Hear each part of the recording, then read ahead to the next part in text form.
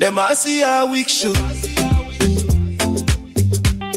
It's the Marcia Weekes Show. From Barbados to Africa, voices unite. Educate minds, elevate sight. It's the Marcia Weekes Show. It's the Marcia Weekes Show. From Barbados to Africa, voices unite. Educate minds, elevate sight. It's the Marcia Weekes Show. Talk truth, build roots, stories unfold. Motivate change, mobilizes the mode, that's the MR code. Hey! We growing, we know it.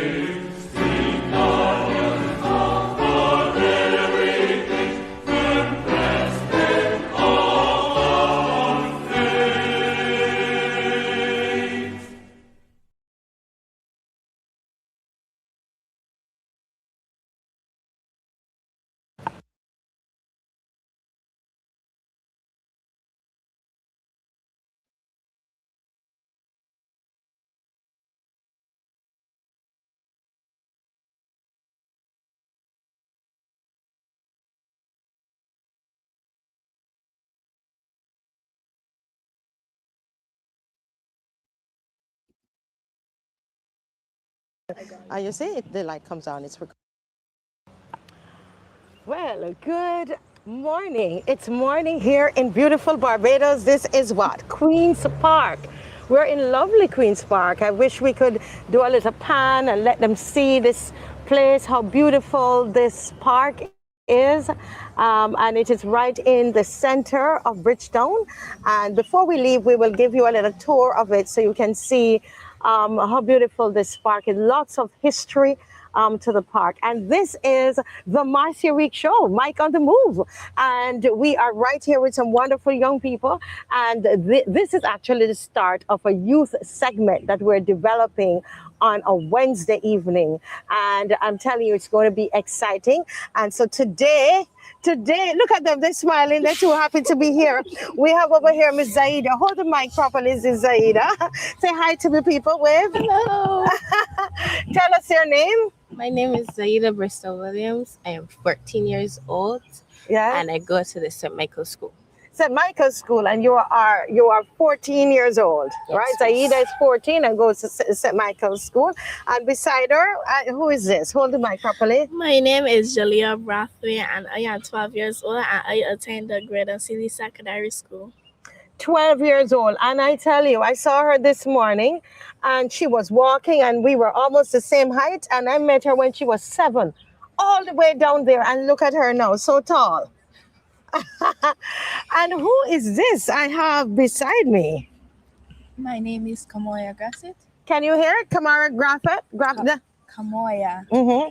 and I am 14 years old. Yes, you're 14 years old and you have an accent that sounds like mine.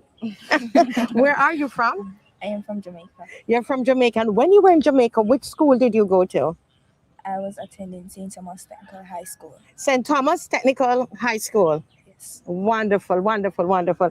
Well, we're here, to talk about, she says high school. In Jamaica, they say high school. Do you know that? They say high school in Jamaica, and in Barbados, we say what? Secondary school. Secondary school, right? But we know it means the same thing. You move from primary and you graduate and go to another level. All right. So today the children are taking common entrance in Barbados, right? They are usually about 10 years old or 10 and a half, they're about. 11. And 11, okay? 10 and a half to 11. And they're taking common entrance. And these all took that exam at some point in their lives. Don't mind this one is 12. That means you took it about a year ago. Yes. Wow. So we're going to talk about that experience, how it was taking the common entrance and their experience at school, at secondary school or high school now. Okay. So let me start with this little one. She's 12 years old. You took the common entrance last year. Yes, please. And how was that for you? Talk to me about common entrance and the day you got up and how it was. It was a little tense, but in the morning I got up and I was pretty excited because I didn't know what school I would pass for. And I just went and do the paper and I thought I would have passed for law school. But I passed for Greater City Secondary School and I am happy about the school that I passed for. You're very happy about that. So you were excited please. Going into the exam. Yes, please. Oh my word. So listen, some children, they don't bother to have breakfast. They're too scared to have breakfast. Did you have breakfast? Yes, please. A big breakfast or little? A little breakfast. Why didn't you have a big breakfast? Because I wasn't really studying with breakfast. I really studying with my exam. And I actually want to get out of primary school. You wanted to get out of primary school. Where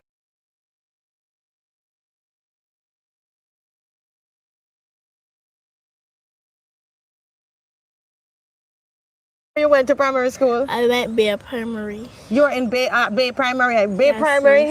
here? She wanted to get out of Bay Primary. Oh my goodness. All the Bay Primary people. Oh boy. Anyway. So we over here now with Miss Zahida. So Zahida, tell me about that common entrance morning. How was that?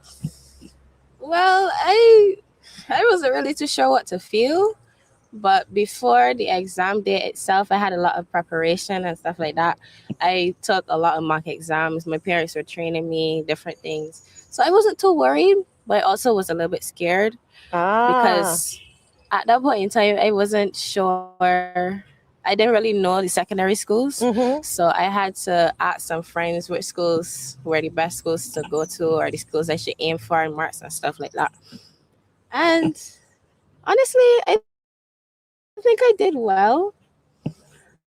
I didn't get into the school that I wanted to. Where you wanted to go? In my mind, I wanted to go to foundation. You wanted to go foundation? Yeah. Ah. At that point, again, I didn't really know the base of schools and stuff like that. So the school that I was put into, I didn't want to go, and my parents they agreed. St. Michael? It was Dighton. You got Dighton through for Graduate. Dighton, Yes. yes. Okay. So I was placed in a primary school for my first year to get my grades so that I can transfer to another school. To another school, I see. No, so so you, Jalea was excited, but you were a little nervous. You were a little scared. about the experience. That's interesting, different perspectives. Did you have a big breakfast? Did you have breakfast? I don't eat breakfast. So at that point, I was just getting ready for school, made sure I had everything in my pencil case, made sure I had my clipboard, different things like that. I was just... I know, Zaida, you were focused on getting the work done. Yes, You didn't want to eat anything. So you went to common entrance and didn't eat any breakfast? I don't think so, no. Oh my God. Listen, parents, Zaida parents, did you know she went to common entrance and didn't eat breakfast? Because, you know, they say breakfast is good for you in the morning. But some people like myself, when I'm nervous about stuff, I don't like to eat breakfast. Yeah, so I think understand. after I was given something. I'm sure. Yeah, I'm sure I know your parents that they're going to give you something afterwards. Sure. Right. So let's pass the mic to this other beautiful one. Let me see your face. What you have on? What you have with you? See what you have with the face? Stars. You're a star. So, my dear, tell us about, in Jamaica, they call it a different name. They call it GSAT. PEP. They call it PEP. Oh, you see how long I've left? I took common entrance in Jamaica. Then it turned to GSAT. And now I'm here, it's called PEP. That sounds like a good name. You like that name, PEP? So instead of common entrance, in Jamaica they say PEP. So tell me about this. Tell me about the morning you got up to take PEP. The morning I got up, Speak a little louder for me. I was worried because I was saying that I wasn't going to pass the exam and I haven't studied enough. So I was trying to study some more and more. You're trying to cram. And then it got to the point where I was about to be late if I didn't leave home. So I took all my books with me so I could study at school when I reached school. Right. Yes. So you were just nervous. Yes. And you weren't, because you were unsure whether you were ready. Yes. When you went to the exam, did you think you were ready? Kind of. Yes. Yeah. You're right. Okay, but again, did you have breakfast or you were too nervous? I drank tea. You drank tea. Yes, at a minimum. Okay, so you drank tea because your mind wasn't on food. Well, I don't like breakfast. You don't like breakfast. So that is coming out. You don't like breakfast. And I didn't like breakfast. I didn't like breakfast when I was a little girl as well. I didn't like breakfast. But, you know, breakfast is really good. It's very good for you. And they said it's the most important meal of the day. All right. So you went to the exam and you passed for which school? The school you just sent, right? St. Thomas Technical High? Yeah. Right. And were you excited about that? I guess I was at first. Yeah. So when the results came back, now you realize, okay, no, I'm a big girl. I'm leaving primary school and I'm going to high school, as you say in Jamaica, or secondary school. How did you feel about that? Were you scared the first morning you were going to St. Thomas Technical High? Were you afraid? Yes, I was. Why you were afraid? Because there was a lot of children that I don't know and all of them were bigger than me. Oh, interesting. They were taller than you were, and you don't know them. A lot of them you didn't know, so you were a little scared. Yes. You were a little scared. Let me find out from Zaida. So Zaida, okay, so you got to the secondary school, all right? So you got your transfer and everything. How were you the first day of secondary school? Well, the first day of secondary school, the first secondary school that I went to was the Seventh-day Adventist school. Mm-hmm. So at this point, I was thinking, I don't know anybody. I don't know what I'm doing. I'm just going to the school to get my marks. Mm. But when the teachers had a talk to my parents and stuff like that, I realized that one of the teachers knew one of my parents. Ah. So her daughter came up to me and started talking and introduced me to her friends, because this is a secondary school that had a primary school. Mm-hmm. So almost all the people in her class she already knew. So she was introducing me to her friends and stuff like that. And I was just there smiling big because I didn't know what to say. I was like, okay, hi. And then, well, after that, I was feeling kind of good because I felt I would be the only foreign person in my class. Like all of them would be a class full of Bajans. Mm-hmm. but it was. So you're not Barbadian? No, I'm not. You're not Barbadian. Where are you from? Trinidad and You're Tobago. from Trinidad and Tobago. So that made it even a little worse for you. A little bit worse. But you got accustomed to it. You met the people and you felt good, and you made some friends, and school started to get exciting. But before we're gonna get to the other parts of that. Jalea, you got to Graydon Sealy. You were excited about going to Graydon Sealy? I was kind of excited because first I had to do orientation.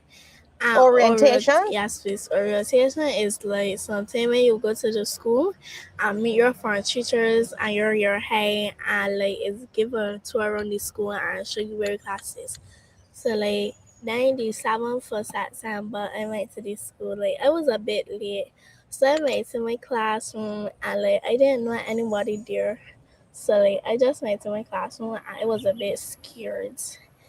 And then so it was just basically because like one boy I know because he live out by me. Mm-hmm. So then after that day we walked to school together and we went in the classroom and like it was just a bit scary, and like when I entered the classroom everybody was looking at me.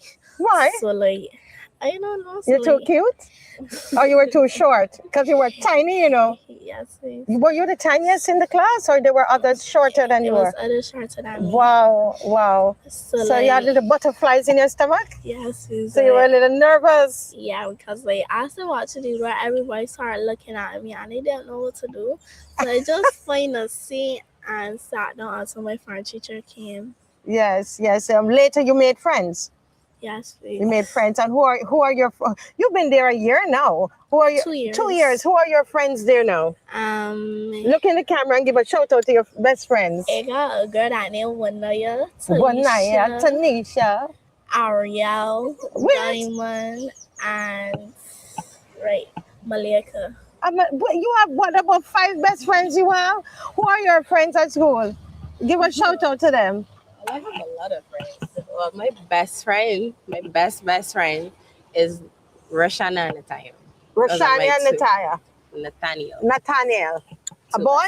Yes. Oh, a boy and a girl. Yeah. Interesting. How about you? Who were your best friends at school in Jamaica? Her name is... Speak up a little louder, man. Her name is Samoya. Samoya? Kajone. Uh-huh. Yes. Yeah, like you have to think about them best friends. But you know, best friends are good. It's good to develop good relationships because those people help you through school life, right? Now, when you got to St. Thomas Technical High, it seemed like it was a peaceful place. Everything seemed like it was going to be, just nice and placid. Everybody seemed peaceful and loving. Yes, they did. And did it stay that way? No, they didn't. Oh, wow. It didn't stay that way. So we're talking. We want parents to listen and let the little ones listen to this. Those who are taking common entrance and, they're going into secondary school for September. So my friend here is saying that when she got to school, everything seemed beautiful. Everybody was just loving, sharing their snacks and so on. And everybody was just really lovely. And then, ta-da, what changed? Everything changed. Their attitude, things that they do. What kind of attitude? School changed. Like everyone is rude now. Rude? Very. Wow. What do you consider rude behavior? Like being rude, cursing bad words. Cursing, so that you're hearing the cursing, right? Fighting each other often. Fighting? There's a lot of fighting? Yes. Wow. And what else? What else do you call rude behavior? That your parents would say, you can't do that.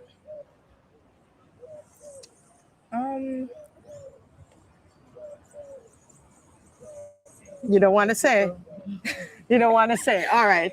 You don't want to say. They are bullying people. And bullying people as well, taking their people's lunch and their money and those kind of things. Yes. Yeah? Yes. Okay.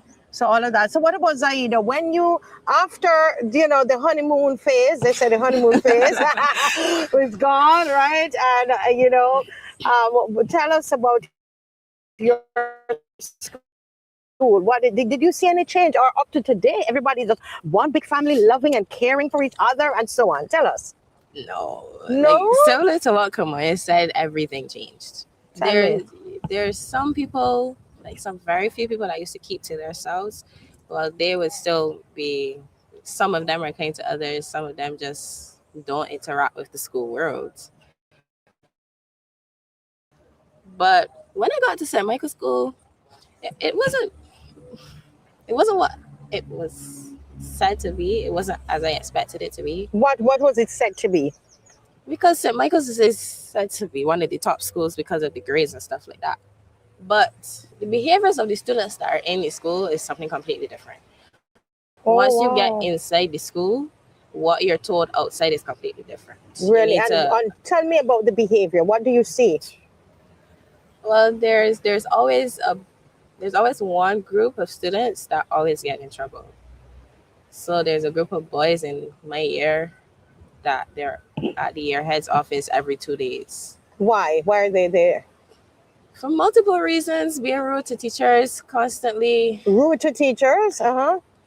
Yeah, constantly talking about somebody else, family members, just to insult them or something like that. Mm-hmm. Or they're fighting, they're skipping class, things like that. Mm-hmm. They don't find school important. Mm-hmm. So they find everything else to do. Everything. So they're at school, but they're not really at school. And so they're causing a lot of disruption in the school. And you were shocked about that. Not really, because you could see these small, slight changes. It didn't happen gradual. It didn't happen instantly. Yeah. It was a gradual thing, and you start to really see what they were really all about. Yeah. Oh my goodness. How about Jalea? Jalea, you got to grade in Sealy and you said, man, I didn't know I would pass to this good school. And your school is like the best behaved school in the entire Barbados. Isn't that wonderful? And tell me all about it. So when I got to the school, I thought it would be peaceful and quiet. But then after that day, it wasn't. Like, everybody started to change. The people that was keeping distance to the south started talking to bad company. And like, it was all fighting, people cursing teachers, skipping classes. And like, I didn't know what to do, so I just keep to myself. And like, when like it was the third term, I was talking to people more, but like usually keeping to myself, because like some of my students in the class, they're bad company. They're bad company, even at school. Some of the children, you recognize them as bad company. Yes, please. And like, why? Why is it bad company for Jalea? Because there was skipping classes, cursing each other, fighting, and like that was too much for me. So it was mostly keeping to myself. Keeping to yourself. Yes. Wow. And like the compliments I was given to this school, I thought it would be nice, but as I got to this school, it wasn't nice. Everybody was fighting almost every single week over like stupidness, over a man, a pencil. A man? What do you mean? But men don't go to the school? A boy. What were you laughing for, Jalea? People fighting at the school over man? Yeah, a boy. What man don't go to the school? Only little boys are at that school. So what man they fighting over? I don't know. Like, it was a fight in first round, but in my classroom were two turf farmers fighting over a boy. They're fighting over a boy? Yes, please. And like, it was just crazy. So like, wow. I went my own way. And you went your own way. I remember you used to tell me that you tried to stay by yourself at lunchtime because it just felt so weird. Yes, with everybody, all the fighting and the quarreling and the cursing and all of that is happening in school. So people were skipping school, Jalea, skipping class. Really, they were skipping class. Yeah. Like, sometimes regularly. Class is going on and they're not in class. Yeah. What are they doing? School. Well, because we have the tennis court and what the students call a patch of grass at the back of the school. Mm-hmm. The boys used to be walking around. They have some people that have PE during our classes, so they will be playing with them and just having a good time. So they outside just the came to have a good classes. time. They're just not going to class. No. Wow. The classes that they do go to is classes that we don't have work to do in. Okay. Wow. But how, with all of that bad behavior and all that you saw happening, at any point did you partake in it? Be honest. Sometimes. I was getting really caught up in some of it. Okay, be honest. Thanks for your honesty. So you got a little caught up in some of it. Yes. Tell me, like what? I was being rude to people. You started to be rude to people. Yeah. Insulting them and so on. Bullying them. And bullying them? You can bully people? You bully people? Unfortunately. Why were you bullying people? Tell me about that experience. Because she's no longer a bully, okay? She's saying that she used to bully people because you can't come to prison, can't be and bully nobody. But anyway, so tell me, what do you mean when you say bully? Explain to me, what were you doing? I was like walking around and picking fights with anyone. You're walking and picking fights? Yes. And anything about them, like particular things that you saw, or you just... I would tell them that they are ugly or something. Oh, you insult them, and then they in Jamaica, you insult them, tell them that they're ugly, or tell them about their mother. If you tell anybody about their mother, you know, right? So, and you, but wait, that means you can fight. So you were picking fight and then trying to fight. Did they beat you up anytime? No, unfortunately, I did not fight anyone because I did not want to get a suspension for fighting. You didn't want to get a suspension, but you just went around insulting people. Yes. Yes, and you regret that. Yes. What else did you think you joined in? Anything else you felt like, you know what, I joined in this behavior at school and it wasn't good? No. No, just mainly that was it. How about Zaida? Zaida, did you, so all of this, you were excited, you went to school and then you start to see the bad behavior. Did you join in at any time? Yes, I did. But I wouldn't say it's as bad as they do it. Like when you join in, what you do? Similar to Mommy and Daddy won't kill you. Don't kill her, please. Similar to what Kamoya did, but I didn't used to pick fights. When I made friends and I made sure that I was comfortable around them, we used to send friendly insults and stuff like that. Like when they do something that's terribly stupid, we would call them out on it and tell them, like in a good way, but it wasn't bad. Yeah, in a good way, we used to insult them. In a good way? Makes sense, yeah. In a good way. And did you join in sometimes, Julia? Only there, you're only there 2 years. Tell us what happened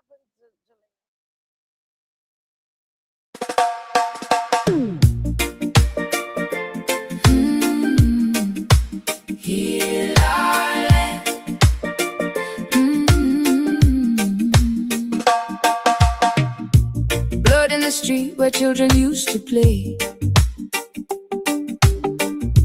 Mothers on their knees don't know what to say.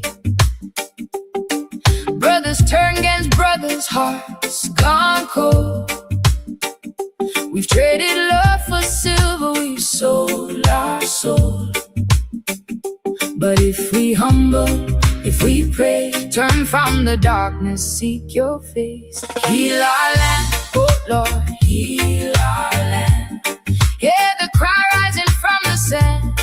We repent, we turn again. Wash we hearts, make we whole, amen. Heal our land, oh Lord, here we plead.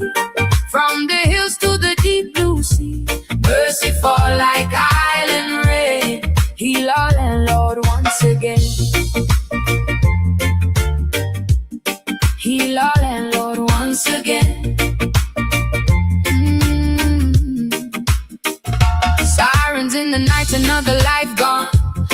Fathers missing, the guidance done gone. We forget the roots that make we strong. Now every right just turn wrong. But if we humble, if we pray, turn from from the dark. Good evening, ladies and gentlemen. Good evening, good evening.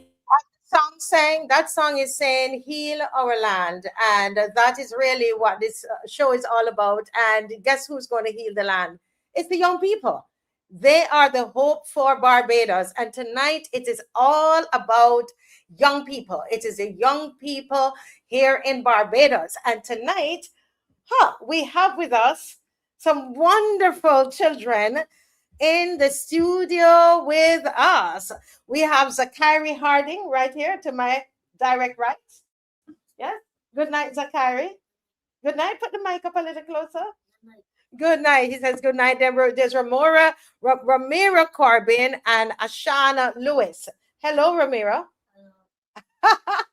Ramira is a handful, I can tell.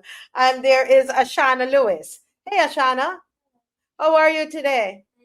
Okay, wonderful. And all the way over on that side, we have some other young people with us. Our regular young people are here, you know, folks. And what's your name, sir? Ramon Goodman. Ramon A. Goodman. Ramon A. Goodman. Oh Lord, what the A stand for? Akil. Oh, I thought you were going to tell me Augustus. And beside him is Jamal Sandiford. Jamal Sandiford. And Jamal, we're so happy to have you early this week. Well, tonight, guys, you know, it's all about our children. And you know, we were chatting before the show started with Zakira Harding. And Zakira, did I say that right? What is your tell me the name again? Zachary. Hold the microphone right. Okay, put it up to your mouth. Zachary. Thank you. Zachary. That's whenever anybody pronounce your name incorrectly, you must always correct them. Okay? Zachary. Zachary. Say your name. Look louder, man. Zachary Harding. Oh, wow. That's a powerful name. Listen, you all remember that name, you know. Remember that name. That's a powerful little man there you see there. So Zachary, we were remembering when the first time we met. Where did we meet? Independence Square. Independence Square. And you were what were you doing there? Right, we had a march. We had a protest march. It was a protest march, and you were watching it. And then you came up to me and you said what? Did you hear that? Say that again. Say that again. Say that again. If I had a bodyguard. So why you asked me if I had a bodyguard? Because I was close to Nelson Street and you thought that I needed a bodyguard. But you live close to Nelson Street? But you have a bodyguard? Well, you know what? Zachira. I'm good? Zachary is a re. Zachary. So Zachary, you had common entrance yesterday. How was it? Was good? Easy or a little hard or medium? What's your favorite subject? His favorite subject is English. That's wonderful. That tells me you like to read then? You like to read? Wow, that's amazing.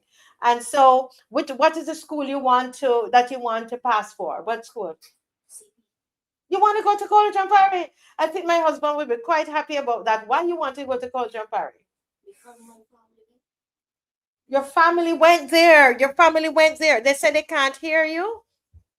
They're not hearing you. So you have to speak up a little bit more in the microphone. Speak more volume in your voice.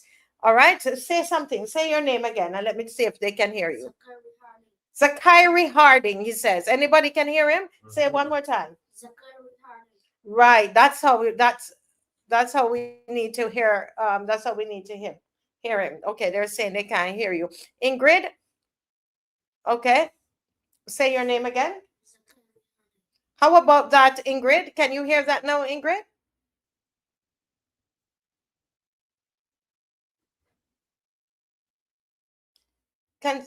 It's very low. It's very low.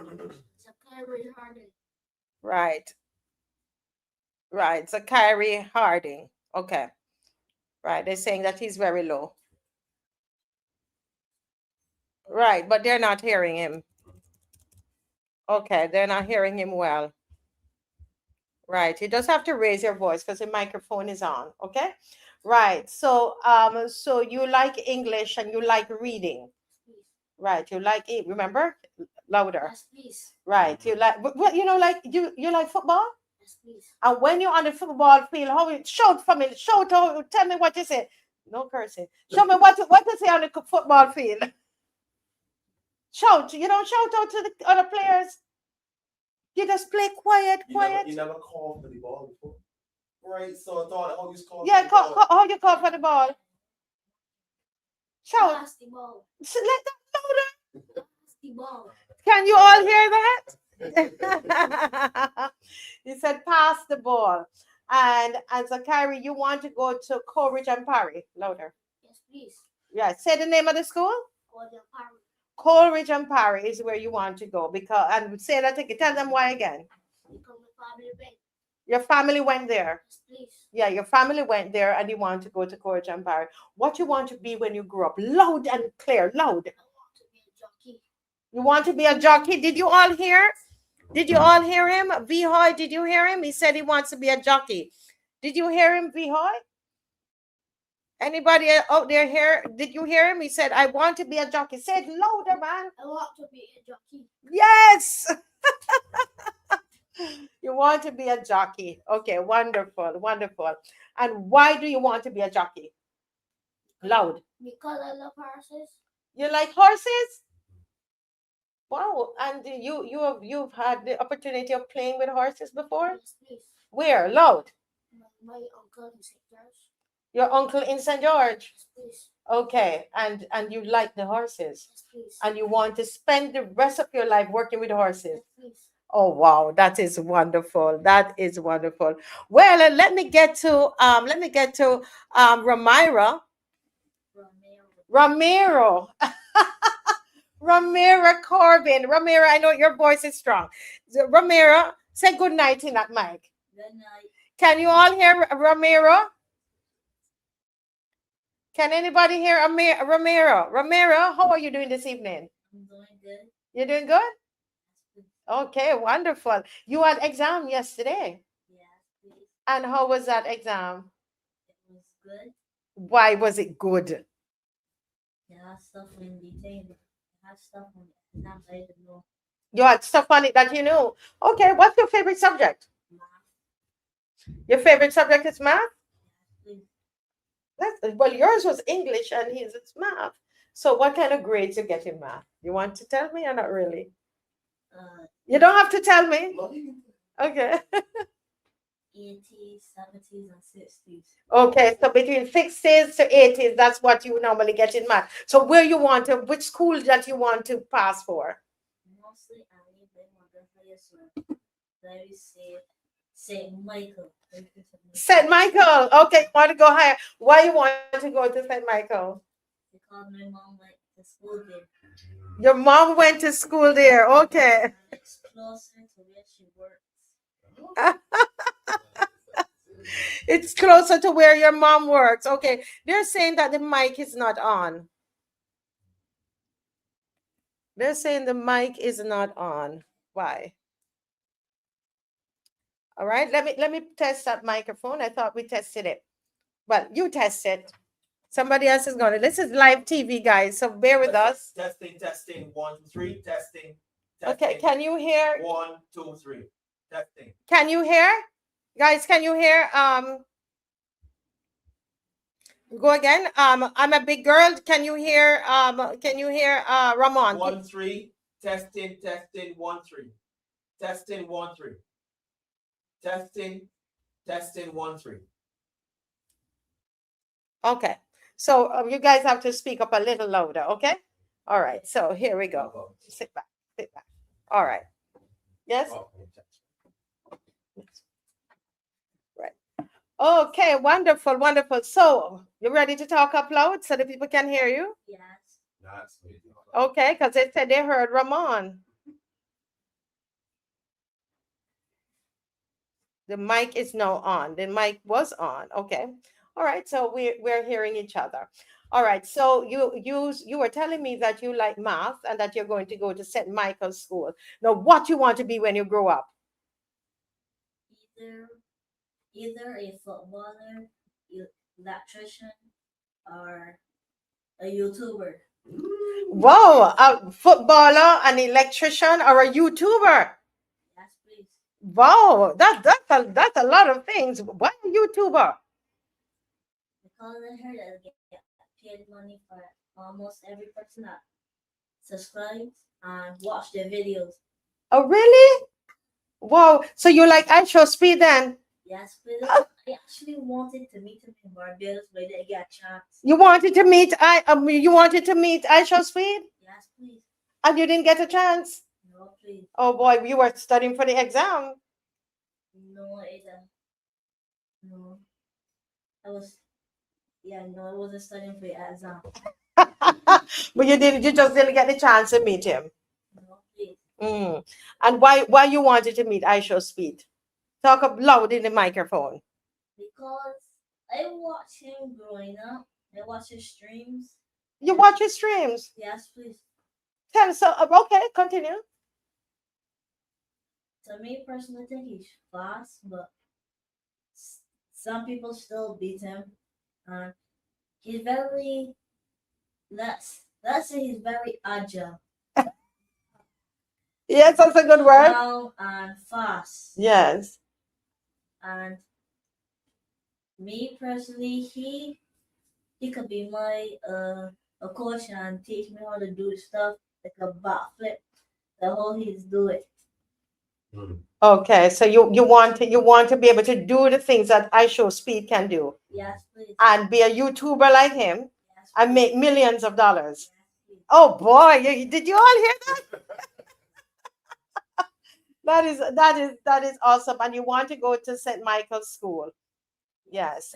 And you want, so why you chose, you said there are a couple other things, an electrician.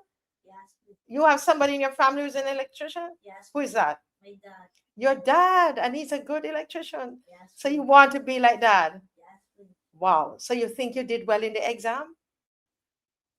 Yes. Well, yes, it's only that 3 questions gave me problem and then I wrote 1. Oh, 3 of them gave you problems. Yeah, but only get to figure out 1. In the math or the English? The math. In the math, even though it's your favorite subject. Yes. But you did your best. Yes, please. Okay, wonderful. Well, where do you live? St. Andrew Hillaby Church, yeah. And that's important because Ramon, he's from Ramon's constituency. And so Ramon is who got him here. That's wonderful, wonderful. Well, let's talk to the only girl in the room, Ashana Lewis. Put the mic close, Ashana. And I know you have a nice big voice. All right? So Ashana Lewis, where do you go to school now? St. Jude's Primary School. Can everybody hear her? Yes, can you hear Ashana? Let us know. So you went to school, you're at St. Jude's Primary School. And tell me about your school. It's actually very fun, and we have a netball match next week. You have a netball match next week, so you play netball? Yes, please. Really? So you play football, and netball. And where do you play? Wing attack, goal, your goalie? You goalkeeper?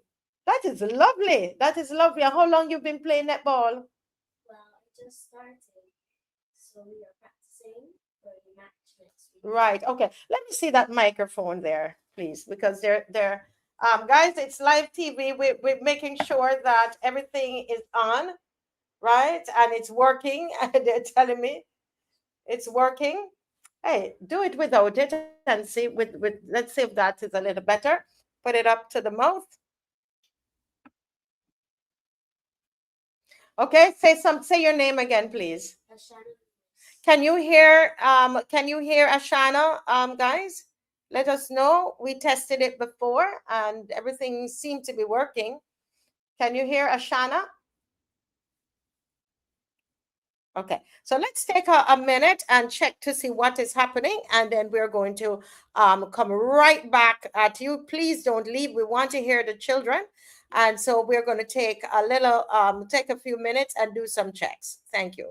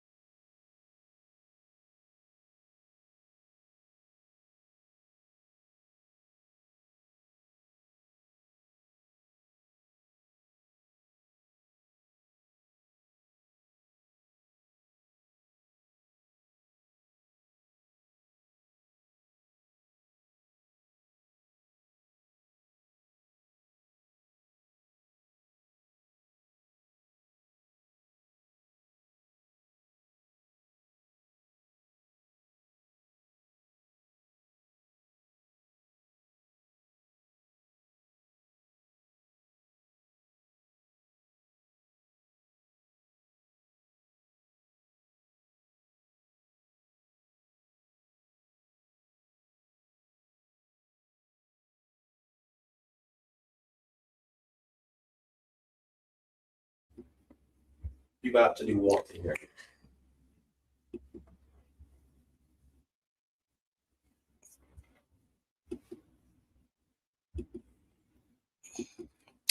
Well, we are back with you live right here in the studio, and we've checked the microphone, and it is our hope that it is that you are going to be able to hear the children, because I think this is so important that they tell their own stories. So we're going to go right back to Ashana. And Ashana, we've tested the microphone. Ashana, say something in the microphone again. Tell us your full name again. Ashana, did you hear that lovely voice right there, everybody? Ashana Daniela Lewis. Say it again, Ashana. Ashana Daniela Lewis. Yes. So let me wait to hear. Are you guys hearing? Sandra Howell, can you hear? Renika Wilson. They're hearing me and not her.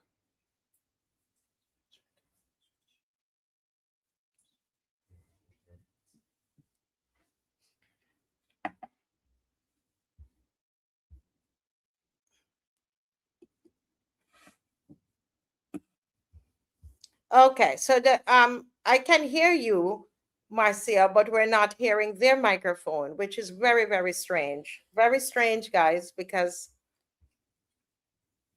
okay. So we're gonna guys, just hang on again, and we're going to make some changes right now, and come right back at you. Please stay.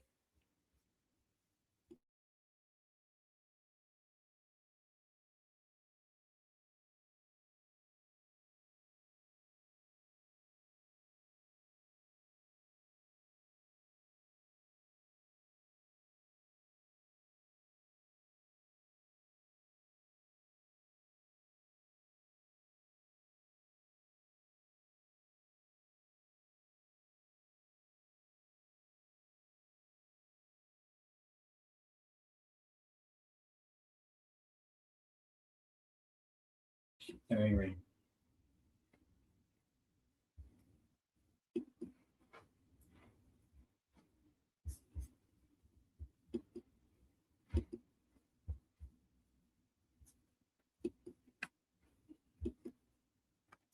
Well, good night again. Good night again. We are persistent, and we are going to keep working. Just let me know, guys, if you can hear me. Anybody out there, can you hear me? We're testing. Can you hear me? Beverly, good night, everybody. Good to see everybody on. Judy Jilks is on. Sandra Howell, Renika Wilson, VR, Sherry Berry. Yes, you can hear me. All right. So we've done, we've just switched the microphone. So Ashana, let the people hear your name again, Ashana. Ashana Daniela Lewis. Can you hear Ashana Daniela Lewis? Can you guys hear her?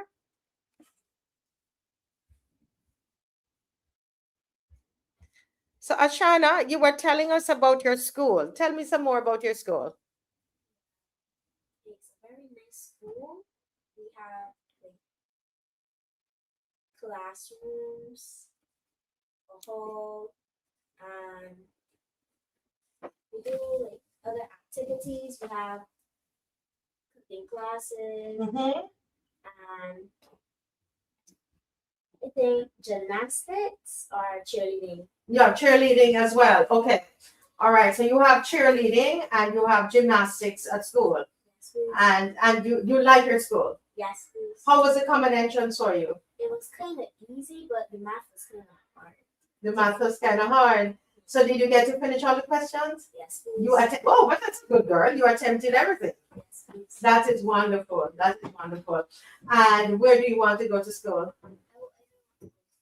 Michael's or lunch. Yeah. St. Michael or lunch. Why? Well, to me, it seems St. Michael's is a higher school. Mm-hmm. But if I can get to St. Michael's, I can To go to lunch. Okay. All right. What you want to be when you grow up? I want to be a doctor. You want to be a doctor? Yes. Why do you want to be a doctor? Well, so I can help other people and when they're sick and help them save their families. Yes. Wonderful, wonderful. You have anybody in your family who's a doctor? No, please. Do you watch those kind of videos sometimes? Yes, please. Okay, wonderful, wonderful, wonderful. Well, I wish you all the best, and I have somebody who is a doctor. Oh wow, we have two others coming in. This is live TV, y'all. Listen, we're gonna find space for them. We're gonna find space for them. We will find space for them here tonight. So we're having a different kind of a show, and so we have a different kind of a show tonight that is happening. These wonderful ladies are coming in. So guys, if you want to give them your seats, listen, we're gonna make this happen. Let me come and sit down in between the two of you here. Let me sit between the two of you here. So, what happened? What time you were supposed to come here? Well, they're a little late. They're a little late. And you're coming from St. Peter? They're coming from St. Lucie. Tell us your name, please. Shay Kyla. Shay. Can you spell it for me? Okay, Shay Kyla. And Shay, you just did the common entrance, right? How was it? It was hard? Was it really hard? I heard. Are you one of those that Apostle Scanterbury was teaching? So Apostle Scanterbury that he taught you? Yes. What did he teach you? Composition. Wow. And you thought you were prepared. Yes. Where do you want to go to school? Alexandra or CP, that's where you want to go to school. Why? Okay, let me talk to your friend over here. Your friend or your sister? Your friend, where do you go to school now? You're at Good Shepherd Primary School. And you're at Good Shepherd Primary School now. And where do you want to go? Queen's College. Alexandria and Queen's College. And look at that. I forgot to ask you your name. What's your name, please? Aaliyah what? You're Aaliyah Roach. Okay, Aaliyah Roach. And you want to go to Alexandra or CP. No, Alexandra or Queen's College. Why Queen's College? Because it's a good school. Good school. Mm-hmm. And why Alexandra?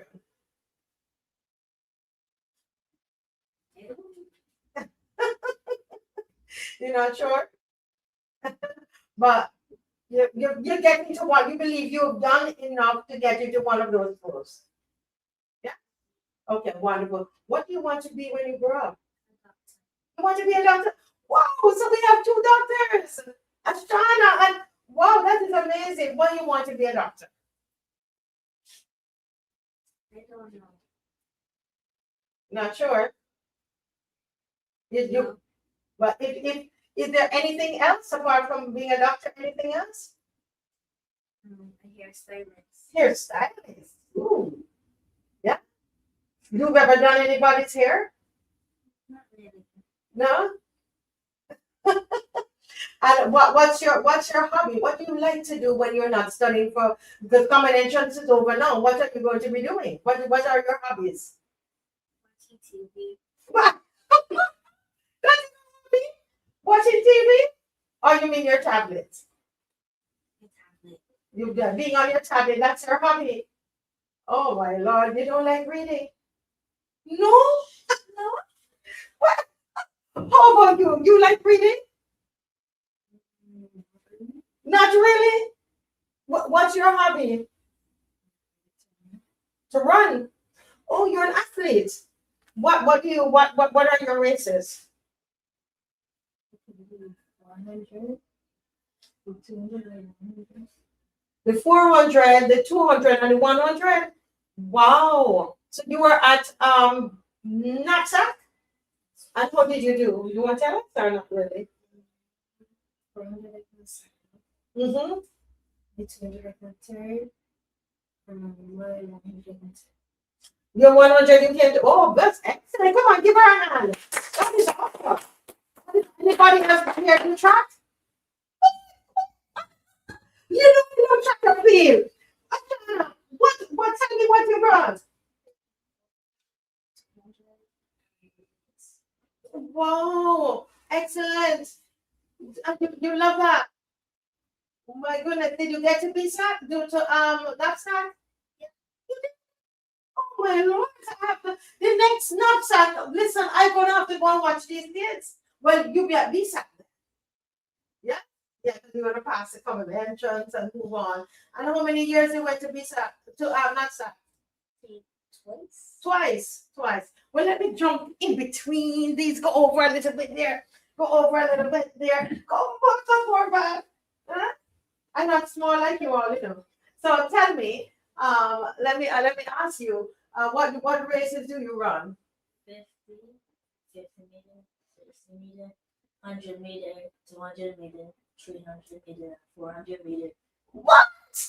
Listen, these are star athletes. So that's why you like actual speed. Oh wow, actual speed fan. You listen, the girls laughing over there. You actual speed fan. They're not no actual speed fan. So listen, what races do you run?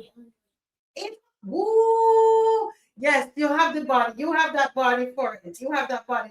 Stand up and let the people see you. You see how we small at the Kenyan? Yeah, you see how we small at the Kenyan. So you run the 800. So you're into the long distance. You can sit down. The long distance. So when you get to your dream school now, are you going to do athletics still?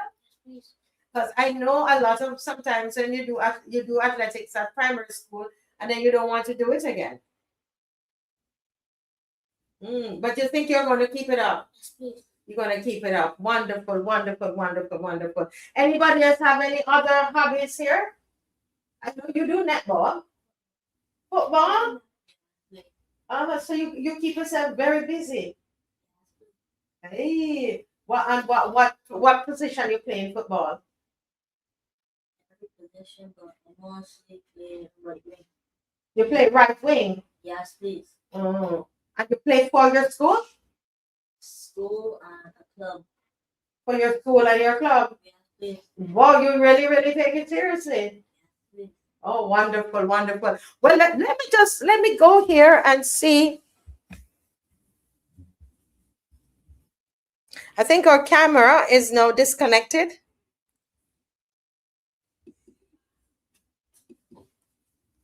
Our camera, okay.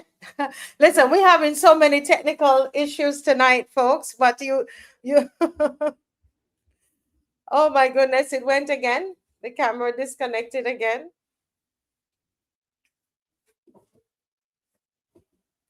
Technical issues, but we're trying to stay on top of it. Yeah. Can you, yes, I know I'm losing my audience because of the technical issues that we're having. Yes. Thank you, Annette. You are correct.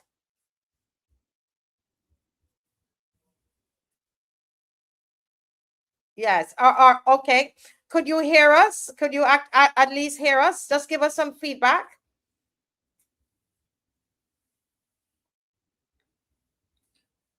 Wow. No video for a long time. Okay, so you could hear? You could hear? Yes, and could you hear the children?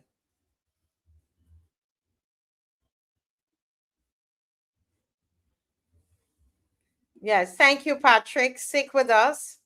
You said we are low. All right, so we're going to have to definitely do something there. We're having quite a number of technical issues that we're having, but we had some gifts for our children, and so we're going to get ready to give the children their gifts before we dismiss them, and then we have a little extra for you all. We have some eats that's going to come up very, very soon for you all. Okay, but we're going to thank you, Patrick. Patrick says I'm not moving. Okay. Yes, you're seeing now. You're seeing now. Really sorry about that, guys. We were so excited about tonight and came early and we tested everything and it appeared as though it was working. Patrick said, pretend we're listening to the radio. And I am so sorry that you could not hear everybody. Okay, I'm a big girl. Thank you. Thank you.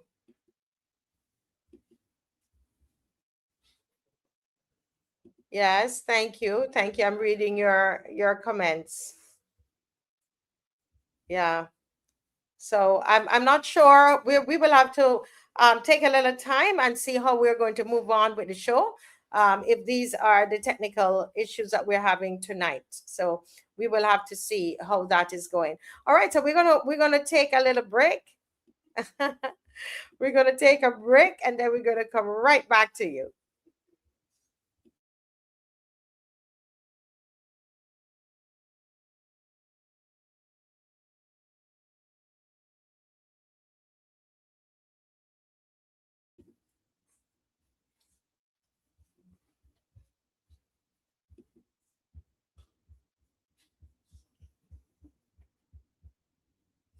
Vaina, vaina, rise up, vaina, vaina, rise up, vaina, vaina, rise up, vaina, vaina, vaina, vaina, rise up, vaina, vaina, rise up, vaina, vaina, rise up, vaina, vaina, rise up, rise up, my people, see the morning light.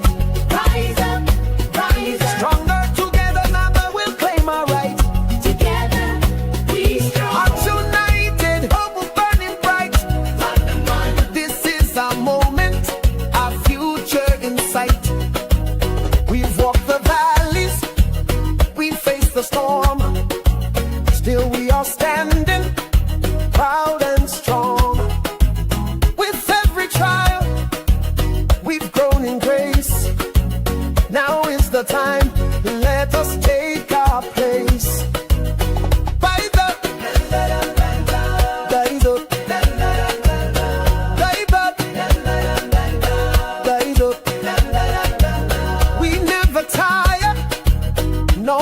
Quit.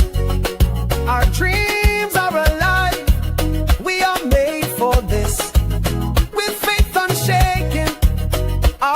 sing. Barbados rising, let freedom ring. From east to west, from coast to town, coast to town. Our island spirit will not back down, never down. Hand in hand, we'll build anew the promise of tomorrow, shining through. A better tomorrow, the future is near. Hope in our hearts, no place for fear. God bless Barbados, we'll shine forever. Our turn is here, we rise together. A better tomorrow, the future is near. Hope in our hearts, no place for fear. God bless Barbados, we'll shine forever. Our turn is here, we rise together. We are one, we are one, we are strong, we are strong. Steadfast in belief, in love and peace, Barbados our song. We are one, we are one, we are strong, we are strong. Steadfast in belief, in love and peace, Barbados our song. Go on, baby,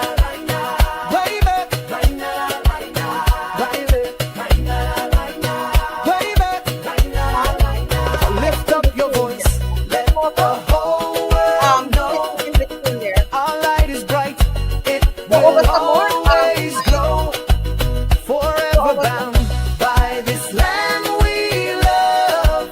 Barbados blessed by God above. Yes, yes, people, we are back. We are back. We are live. This is the Marcia Weekes Show. And I want to thank everybody who is staying with us tonight. We've had a myriad of technical issues, but we're struggling. We're going through. We're going through. And we have, yes, it's a beautiful song, actually. And it's a song by Michelle Daniel. It's another Michelle Daniel song. And it's, yes, it's beautiful. So that means you could, at least you could hear the song.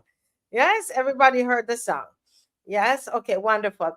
All right, now are you hearing me? Thumbs up if you're hearing me. Give me a thumbs up if you're hearing me.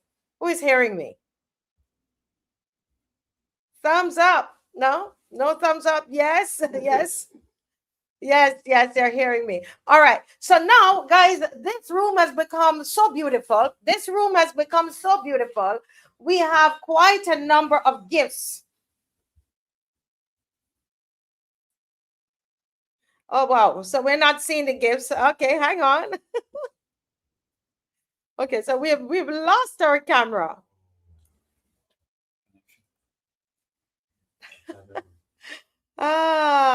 I tell you, listen, this is a very interesting night that is happening here, guys. Oh my Lord. All right, so let's see what we can do here. Let's see what we have here. Let's see what, oh, okay, we got back our camera. There we go. That's it. And these are some gifts, guys, that you were able to you donated to these wonderful children. And inside the bag, you have quite a number of things. You have let me come over there and peep in because I'm not going to remember everything. But you have a lot of school supplies in the bag, right? Each bag has school supplies. In there, they have a lot of snacks in there too. Y'all like snacks? We have snacks in there. We have something from Things Gospel. Actually, a Gospel Fest gave them a Gospel Fest bag and also a Gospel Fest band on their arm, and I think that's wonderful. And you have protractor and everything to do your math and it's beautiful. And you have one thing coming up, and it's going to be a gift certificate towards your uniform. All right? Yes? So you will get a gift certificate towards your uniform. And we have these wonderful gentlemen in here. They're going to present the bags. And you want to say something to the kids? Just being here, you guys are extremely brave. I remember my time being your age only a couple of years ago. But I probably could not have done what you've done here tonight in regards to completing the combination exam.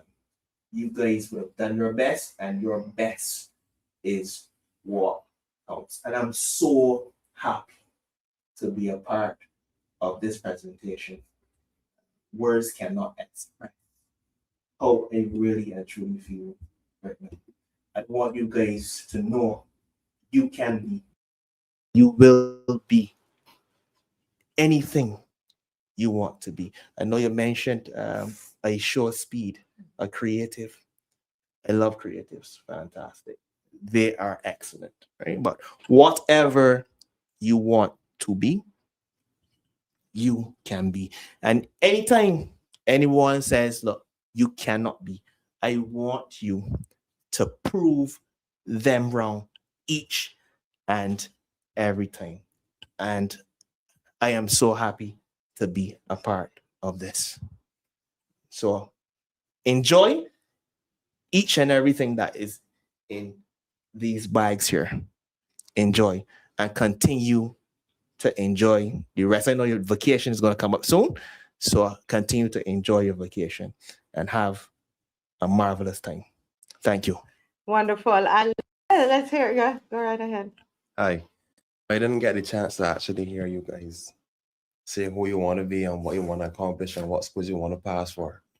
But what I always do when I'm talking to very young people, I always tell them what I wish somebody would have told me when I was your age. When I did the common entrance exam, I did not feel confident the way that I see some of you describing how you felt about the exam. And that is very good news for me. I'm going to tell you some things might get you a bit shocked, but when it was your age, a couple of years before that, I used to be dead last in class and second last in class. And when I did the common entrance exam, I passed with the same score as the top girl that same year. So this is what I'm going to tell you, right? You decide how you do things. And we can only advise you, but it's up to you. And you trust me, you have the capacity, you have the opportunity to make what you want a reality, to make what you want to happen. So I'm going to just tell you this. You don't know where you're going to be going. And it's not where you're going, but it's what you do when you get there. I wanted to go to Common because my mommy went to Common, but I ended up passing for Courage and Parry. And I did a lot. I got the chance to represent Barbados in the World competition 3 years after I left school. So I'm going to tell you, it's not where you go, but it's what you do when you get there. So all I want to finish by saying is just be the best you, and you can be. Awesome. That is simply beautiful, guys. I mean, great words of encouragement. That were some great words of encouragement. Well, please hand them the bags. Everybody stand. Can you stand up, kids? Everybody stand. And this is from the loyal opposition. And we are just being a blessing. We're being a blessing to them. Just stand up and just hand them the bags.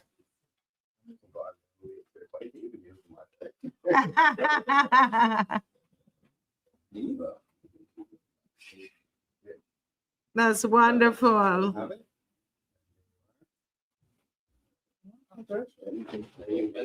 The boys have all the boys had the blue, so so that's a switch.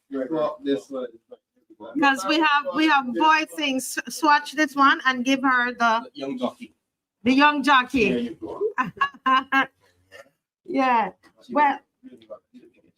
Yes. So we have an extra bag there.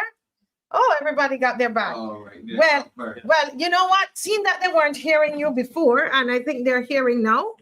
Ariel is letting us know what's happening. Know that they're ready to go. The audience working. Listen, I want you to say, as a pass the mic, tell them your names again and what is it you want to become. Okay? So hold the mic. Say your name. Yeah, good night. My name is Zachary Hard, and I would like to be a jockey. Go ahead. My name is Ramiro Carmen from Hillby Turnerslaw Primary School, and I would like to be a footballer, electrician, or a YouTuber. Hi.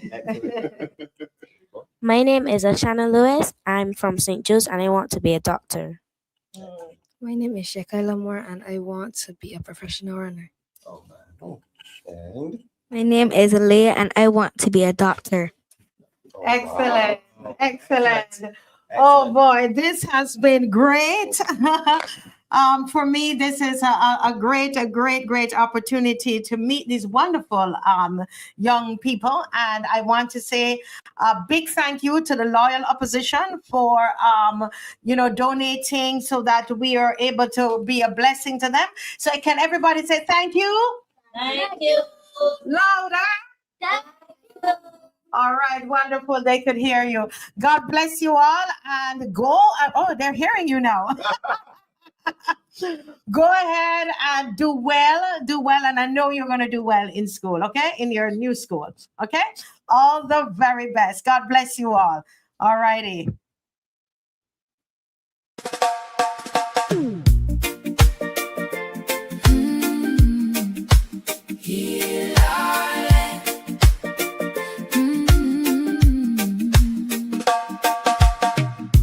Blood in the street where children used to play.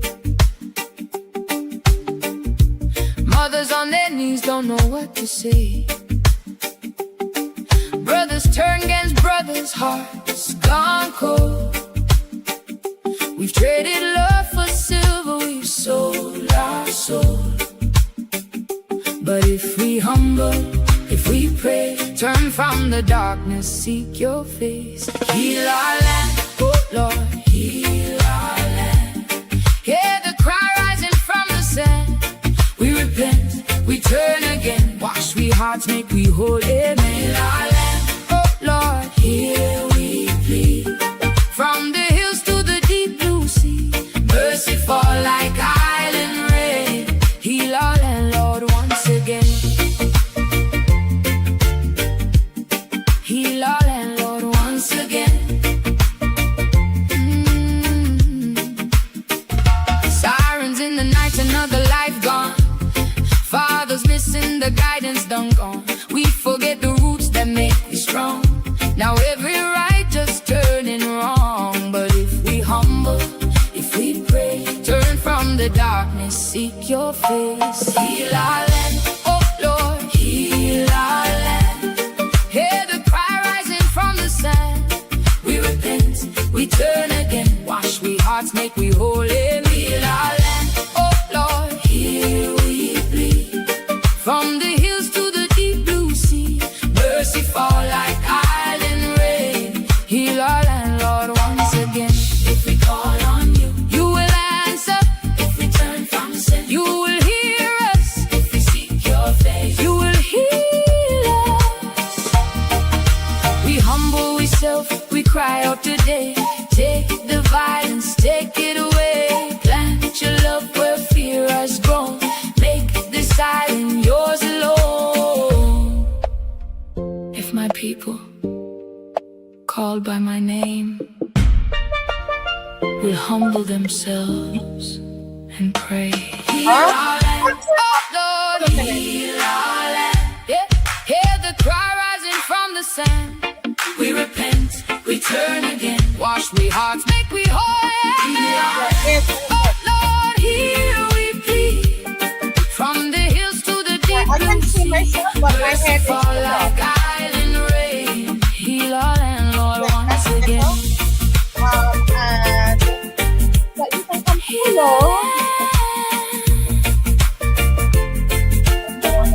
Lord have mercy, save us all. Yeah, that's Heal our land.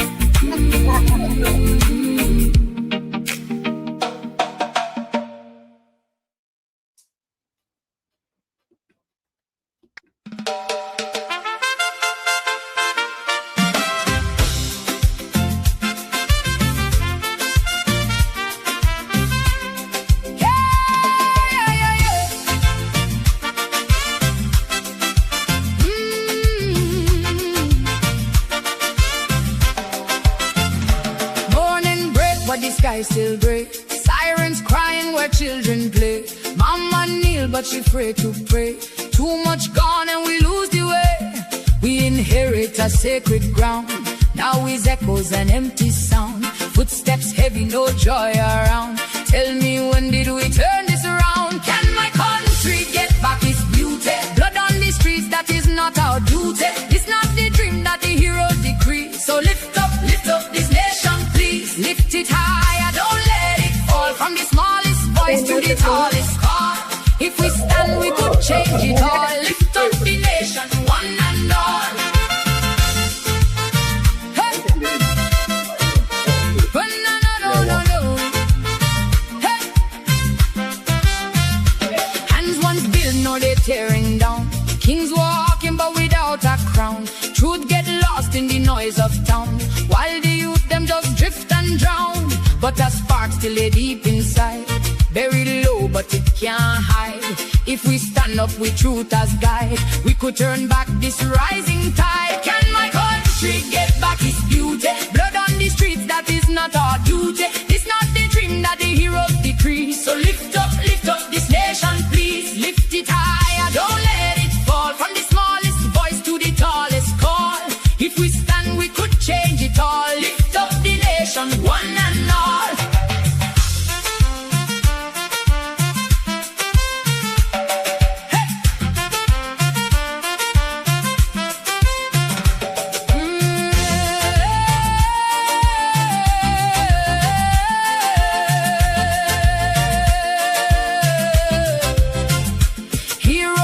From the pages past, guard the future, make it last. Freedom never was built so fast. Every sacrifice holding fast. So we rise not in rage but will. Heart steady and spirit still.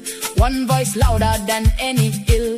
Together strong, together build. Can my country get back its beauty? Blood on the streets, that is not our duty. This not the dream that the heroes decree. So lift up this nation, please. Lift it higher, don't let it fall. From the smallest voice to the tallest call. If we stand, we could change it all. Lift up the nation, one and all.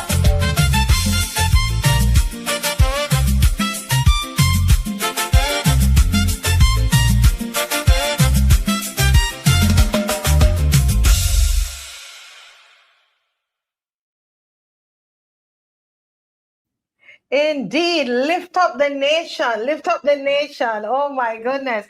You know, we're really happy to be with you all tonight. And you see, I have, another full studio and hoping that this time around you can hear. And once again, I'm going to ask you, can you hear us? But let me just welcome. I want to welcome the rose first among the thorns. Thank you. I need to welcome the rose among the thorns. Thank you. Well, we have with us Dr. Cherith Pedersen. Yes. I said that correctly? Well, not really, but okay. Pedersen. Oh, Pedersen. Much better. Pedersen. Oh. Yeah. Oh, it's that American thing, Pedersen. With the because we would say Peterson with a T, but there's a D here. Yeah. Pedersen. Yes. And she's a psychotherapist, a researcher, and anti-violence advocate with a PhD in psychotherapy, you all. And she works closely with young people, families, and individuals impacted by trauma and violence, including those on the margins of society. She's a mother, a community youth trainer, a creative therapist. Wow. Her work focuses on healing identity and restoring healthy family and social environment. And we are so happy to have you with us, Dr. Peter. Thank you. Yes? Thank you. It is an honor. And it's an honor to be here. Listen, I'm loving that piece. Thank you. No, but you should mention that this is compliments you and your gardens. Yeah. Mm-hmm. Wow. Yeah, we improvise. I am. We do that. Garden. Let me see the here. Oh, you got that in the garden from the garden. Oh my goodness! I'm really a rose. You're really a rose. I am. Well, we are really happy to have you. And we have, of course, with us Jamal Sandiford. Jamal, how are you doing? I am very happy to be here. And as you know already, it's always a pleasure. Yes, it's a great, great honor to have you. And over there to the rose's right is a wonderful gentleman. Yes, I didn't pick any thorns from the garden Wow. out there, but it's extremely happy to be. I'm actually happy to be here, no doubt about it. In the midst of a doctor, and I heard creative. Yes. In the summary. Yeah, in the summary. So actually very interested to hear what she has to say. No doubt about it. Yes, yes. Well, Emily, if you could just hand the rose the mic. Oh boy, I'm on the spot. Yes. You know, but you and I, we had an interesting encounter this week. Yes, we did. You called and you told me that your mother. Tell me what you told me about your mother.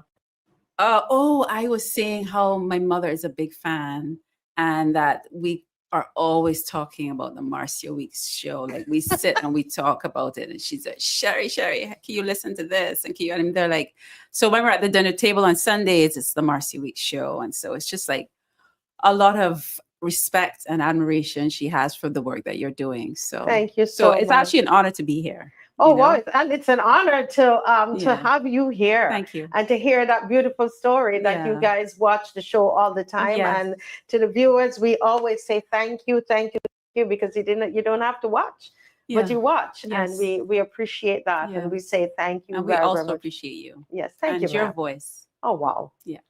As a woman. Oh, that's special. Oh, Yeah. like Ramon, you going to cry? No. He doesn't look like a crier. He's a sweater, not a crier. He's a sweater, not a crier. But when we spoke this week, you said something, and I would love for you to repeat it in the presence of these gentlemen here, and Sure. then we are going to actually discuss it a little bit before you go on to an initiative that you want to launch. But you said to me, Marcia, the image that is being painted of our young men. Mm-hmm. It's an image that wants us to be afraid of them. Yes. Can you expound on that? I'm not saying it the way that you said it. No, but you did a good job as well. But I really want to, I feel like recharged in my advocacy to really understand our young men better, because I grew up and I don't know the young men that I'm seeing in Barbados. I don't know them. I feel as though I grew up with men that I felt safe with. I felt that they were principled. I felt that they had a stake in the future and were thinking about the future and building and creating a future for Barbados. And I feel, and this is not speaking for all, but I feel like there's an element of danger. There's an element of not feeling safe among our Black men. And I really feel like we need to pay attention to that, because there are many places in the world, specifically America, where Black men are stereotyped as dangerous and have historically been stereotyped as dangerous. And we don't want that for our Caribbean men and our Black men. Mm-hmm. And you're saying this for you growing up in Barbados, this is a little unusual? Of course. I was surrounded by just warm, very attentive, very playful. You know, I had a cousin who I loved his journey, because he started out, he was first a musician, then he went on to be a boxer, then he ran a marathon, and then he was a car. So it was just like the exposure to a man who is finding himself, but doing it in a way that is positive. That was wonderful for me to watch. So he wasn't going out robbing people, shooting, killing people. He was exploring his manhood, but in the way that he felt that he needed to. Yes. Okay. Wonderful. You know, Jamal, I see you're watching, you're listening, and I see you're nodding. Why are you nodding? So you're almost going, your neck was like you're gonna break off. What's going on? I'll be brutally honest here. I believe I can share similar sentiments to Cherith, right? The reason is because I notice, and this is a bit challenging to say, so I could be correct, but from a socio-economical standpoint, this is happening. Yeah. You will find that from the times of old coming down, men had it hard, and in some cases, even in today's life, some of the issues that people have lead them to some negative trains or negative pathways, right? And I think that especially with the integration of social media, Mhm. we tend to focus on what is trending. And usually when something negative happens, it usually is alarming. And what's alarming, people pay attention. And once they pay attention, it gets fed. And this becomes the new thing. We find that even recently, they had a lot of young juveniles going to court. And once upon a time, people would hide their faces. Now it's almost like a stamp of approval. So I actually see what you're saying. And there was another my head saying, well, I was raised in a home environment where I was taught to be manly is to be considerate of women and to try to accomplish good things. Right? I had the luxury of a father, and everybody didn't have the luxury of a father, and that I think also plays a role. But who was able to mentor me, to mentor my classmates in class 3 and class 4 in terms of the cricket. And it wasn't always about cricket. Sometimes when I have a dispute, he would tell them the way he think they should look at it. And it doesn't end there. He would go to their parents when they come to collect them and say, hey, so-and-so, you might want to talk to so-and-so. He's being XYZ. And I found that was what had our society the way it was, or how things used to flow back then. Today, I don't think we have enough of that. Today, if I teach some teachers would go and reach out to parents and say, well, your son is being XYZ, it's going to have a whole different ball game. So I think that the society is changing from a socio-economical standpoint, and I can see exactly where you're coming from. So Ramon, there's something that Dr. Pedersen said that really struck me as a mother with 3 sons. She said, Marcia, I don't want to continue to see our young men as dangerous. And that struck me. And I would love for you to give me your feedback on that. You're a young man, and you're sitting here hearing this beautiful lady saying that she's now afraid. What we're seeing is causing her to be afraid of you. Well, what I can say, I've had the absolute pleasure, right? And I don't know if it's coincidence, but most of the young men that I have met and I continue to be in communication with, they are ambitious, they're understanding, and I see a lot of young men. They talk about, young men are ambitious and so forth, being ambitious. And a lot of them are empathetic as well too, So I actually see a different side to it, right? Obviously, she's in communication with a lot of different ranges and different, demographics where young men are concerned. But the young men that I continue to be in contact with, as I said before, ambitious, empathetic, and they are cool and calm usually. Right? So that's not really your experience. That is correct. Yes, please. Isn't that interesting, Dr. Pedersen? Yes, it is. I really appreciate the direction this conversation is going. And I also appreciate that y'all lend balance to what I'm seeing and what I'm reading. But I also feel like, yes, they are ambitious, but what about the ones who have ambitions and have goals and they are stifled and they are stymied? Then what is the outlet? Where can they go with that ambition? Because I have to agree with you. I'm seeing a lot of young men who are ambitious, are punching above their weight. They really want more for themselves and their futures. But what happens along the way if you start to stumble, if you start to flounder? Who catches you? Who supports you in that process? Because we're not all of our lives are not going to be lived in a straight line. Our lives can be roundabout. They're circular. So who has that conversation when at 18 you're floundering, you can't find your way, and then maybe you start doing a little bit of drugs and whatever else, getting into those things, and instead of you trying to be able to pick yourself back up, it's hard because now you have an abuse issue, you have a substance abuse issue. So I love that I'm seeing and I'm hearing that our men are ambitious. I love that. That's very positive. But what happens to the ones who fall through the cracks? And Jamal, they've painted 2 different pictures. Because the picture you've painted of the young men, of what you feel, and myself too, to be honest, if I'm in my house, I'm being honest, you know, and I'm sitting on my veranda and I see some young men coming up, I'm a little more alert. I'm Understandable. Anybody out there, can we just be honest? No, it's very understandable. You know, but Ramon painted a different picture. Isn't that something because of, you know, the way you see them, and then, you know, so what is your experience with young men? I want to go back Well, my there. experience is going to be a bit different and similar to Ramon. I guess it's who you resonate with, is who you hang around, and who you hang around. So that means what the picture we're seeing out there, it's not really so? Is that what you're saying? That's not what I'm saying. What I'm saying is a human is a very complex individual. Yes. You're going to find that you might meet someone first day ever. We have this psychological evaluation of them and say, oh, that's the person I would not want to be around, right? Or they're too this and too that. But that might just be on the day you meet them.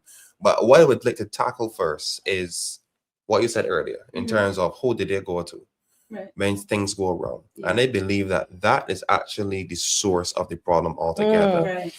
Who is their support system? Do they have someone who is nurturing and trying to help them accomplish their goals?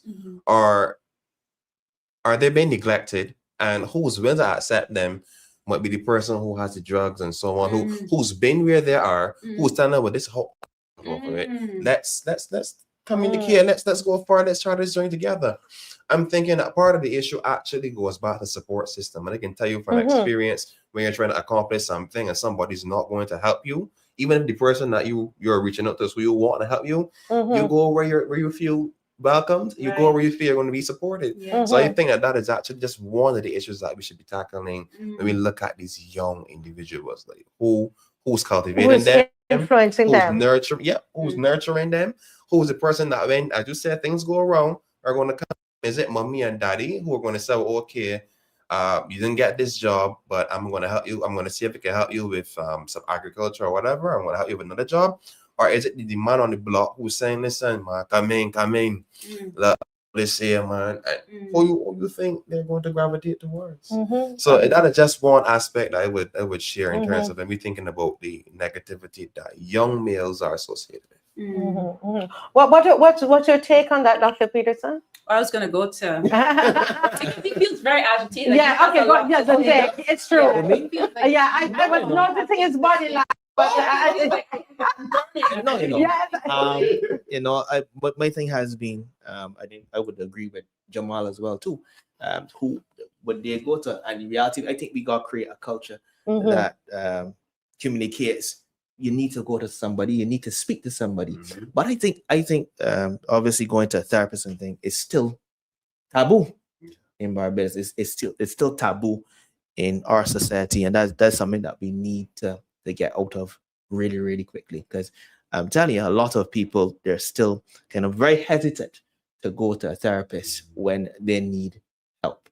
Right? And that is something that we need. And that's the point you're making about who's influencing. Where do you go when you need the help? I mean, you could probably chime in now if people, if the culture continues to change, or if it has changed, because I know a couple of years back, people are still hesitant to go and sit down and talk to someone about their challenges. Before Dr.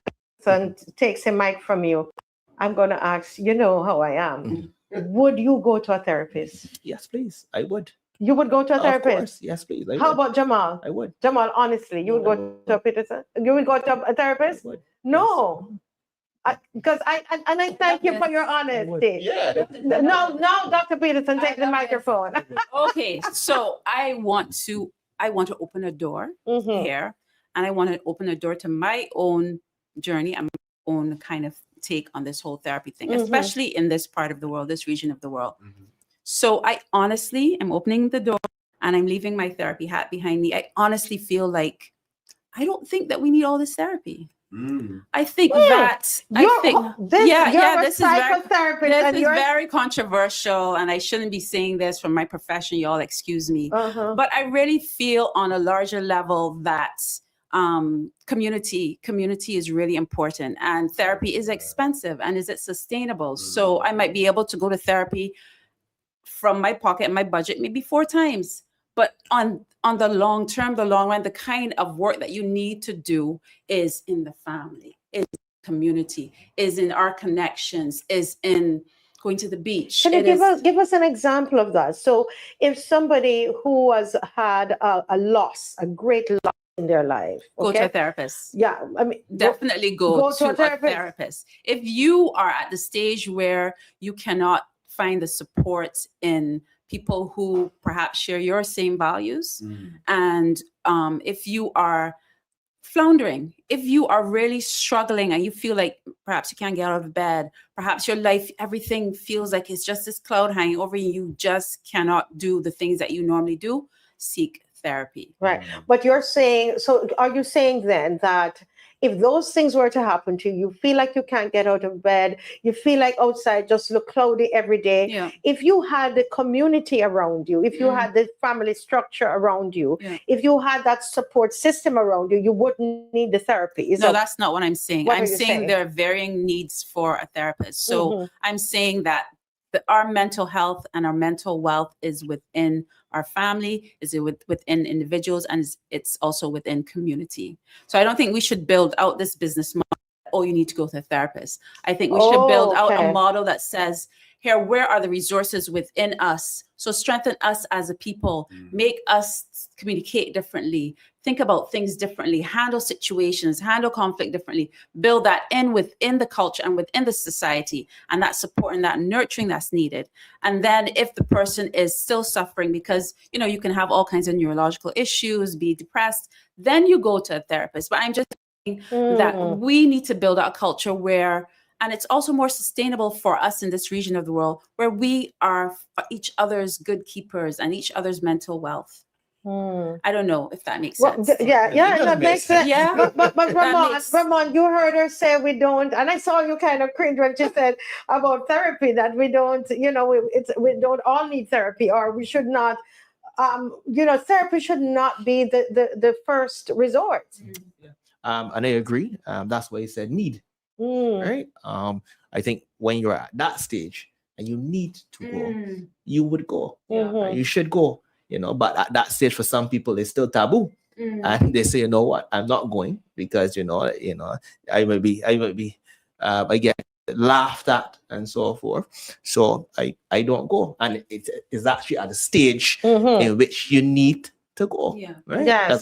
But I agree with her wholeheartedly. You know, I love the community. I love to know that, you know, the communities, they continue to function. You know, the communities are close knit, right? I think that is very important. So I must say, I definitely agree with what she's saying in regards to that is the first line of therapy. Therapy, right? The community, the community, of your course, family, of course, very important. Very important. Yes. And you know, you do work in the prisons. You do work in the prisons, and do you find the men are there? They open up. It is. I'm assuming. Let me not assume. Are you working in the male prison or the female prison? I work in both. You work in both. Yeah. And then the men know you're a psychotherapist. Yes. They do. And do they try to hide away from you, or do they open up to you? No. Put the mic a little Okay, closer. so like anything in life, you have to build a relationship with people. So my first line of kind of handling the situation is, you have to get to know me and trust me, and I also have to get to know you and trust you. So fundamentally, that relationship of trust is so important, because we're dealing with a lot of people who have gone through a lot of trauma. They might have a lot of learning and processing issues, neglect as well, and then just distrust of human beings. So just to get over that hurdle of you seeing me as a human being, I see you and you can see me, and we can build that trust. Like, that is the first step. So all the other things that come after are like kind of important, but secondary. But first, that trust is really important. And once that's built, do you find that the men, they open up Yes, to you? yes, but the trust has to be built first, Right, like in any relationship. And how long have you been working at the prison? I think over a decade now. Wow. Yeah. Quietly, because we don't. I love the quiet. You love the quiet. I love the quiet. And do you have those stories of triumph with these men? I do. I think that I try to do a lot of what they call trauma informed. It's funny that they were talking about that like in the media recently. I Mhm. try to do a lot of trauma-informed therapy. Mhm. So just getting on the ground, let's talk about your breathing. Let's talk about how your emotions. Let's get you to be in touch with your emotions first, because once you can feel, then you can regulate. Mhm. So I'm feeling really angry right now. But if you just ignore that and, man, I going for something, that is very different than I feel angry. I need to check in. I need to calm myself down. There are other ways for me to handle my anger than to go Mhm. and lash out at somebody. So first, that has to happen. What are your emotions? What are you feeling before we can move forward into all the other stuff? And is this something I'm curious about working in the prison? Sure. Because I'm looking at her frame, and you know, and I'm being honest. On here, we're Sure, that's honest. fine, that's I mean, fine. is it something that you get up in the morning, you look forward to? Oh my gosh, that's a hard question. I think that I have done a lot of work with myself. Mhm. So I understand that this work aligns with who I am, and it Mm. aligns with what I want to shape for Barbados. And there are moments where I feel very discouraged. Discouraged because of perhaps how I'm treated by the admin and whoever else in the prison, not necessarily the work that I do. Mhm. I understand. But I feel like this work aligns with who I am. And Mhm. so I am shaping Barbados in a way Yes. that I feel is important. I'm shaping fathers, uncles, Mhm. you know, so that for me, when you leave the prison, you should be rehabilitated enough to go out and raise pass it 7 generations forward instead of a curse. Oh, look, I've taken this time to really reflect, and I am a changed person, and I can carry this forward to my grandchildren and their children, so they don't have to be burdened with this as a curse. So Mhm. that's my alignment. Yes, and that gives you that sense of purpose. refocus. And you Yeah. you know, Jamal, there's something, as when I spoke with you, I mean, Dr. Pedersen, she said something to me this week, and I thought I would I would discuss it with you guys. I don't know if you remember, you said it, or it's probably something that you wrote about the black man as king. Did you write something? Yeah, no, it's no, probably something I read. But But sure. yeah, I want to, when you get up in the morning, you feel like a king? To be brutally honest with you, I guess it depends on the day, right? It depends on the day. But generally but yeah, speaking. yes, because listen, I was raised in an environment where you had to achieve.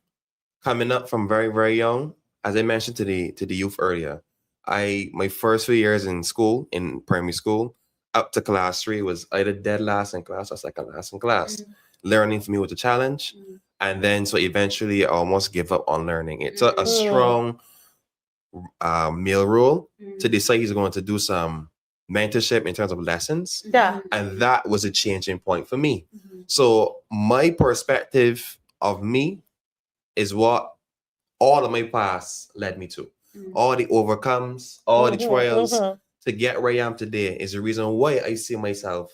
And I believe that most people should see themselves as kings, because you overcome sickness. For example, I had pneumonia from an early age, and I'm lucky to be alive.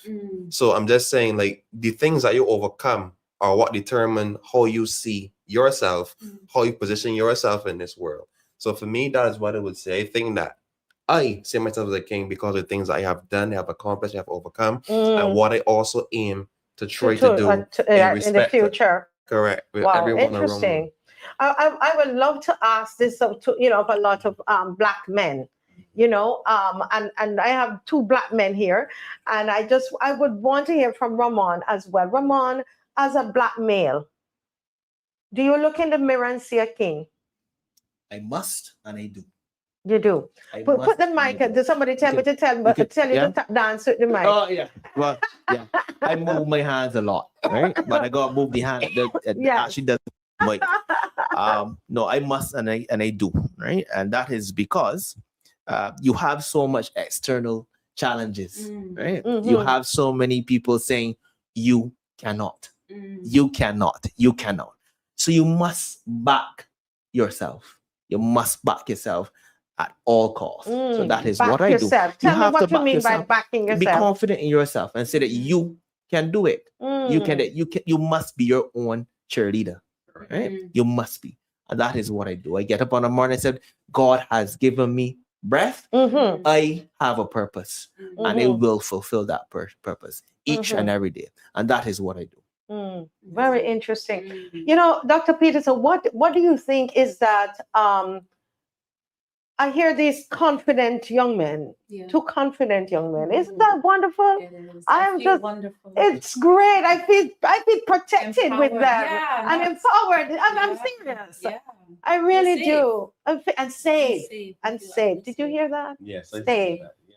Because a lot of women feel they don't feel safe around black men.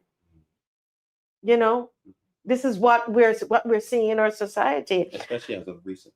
As of recent, yes. What is that silent struggle that many of our young men are facing today that the society is not really seeing?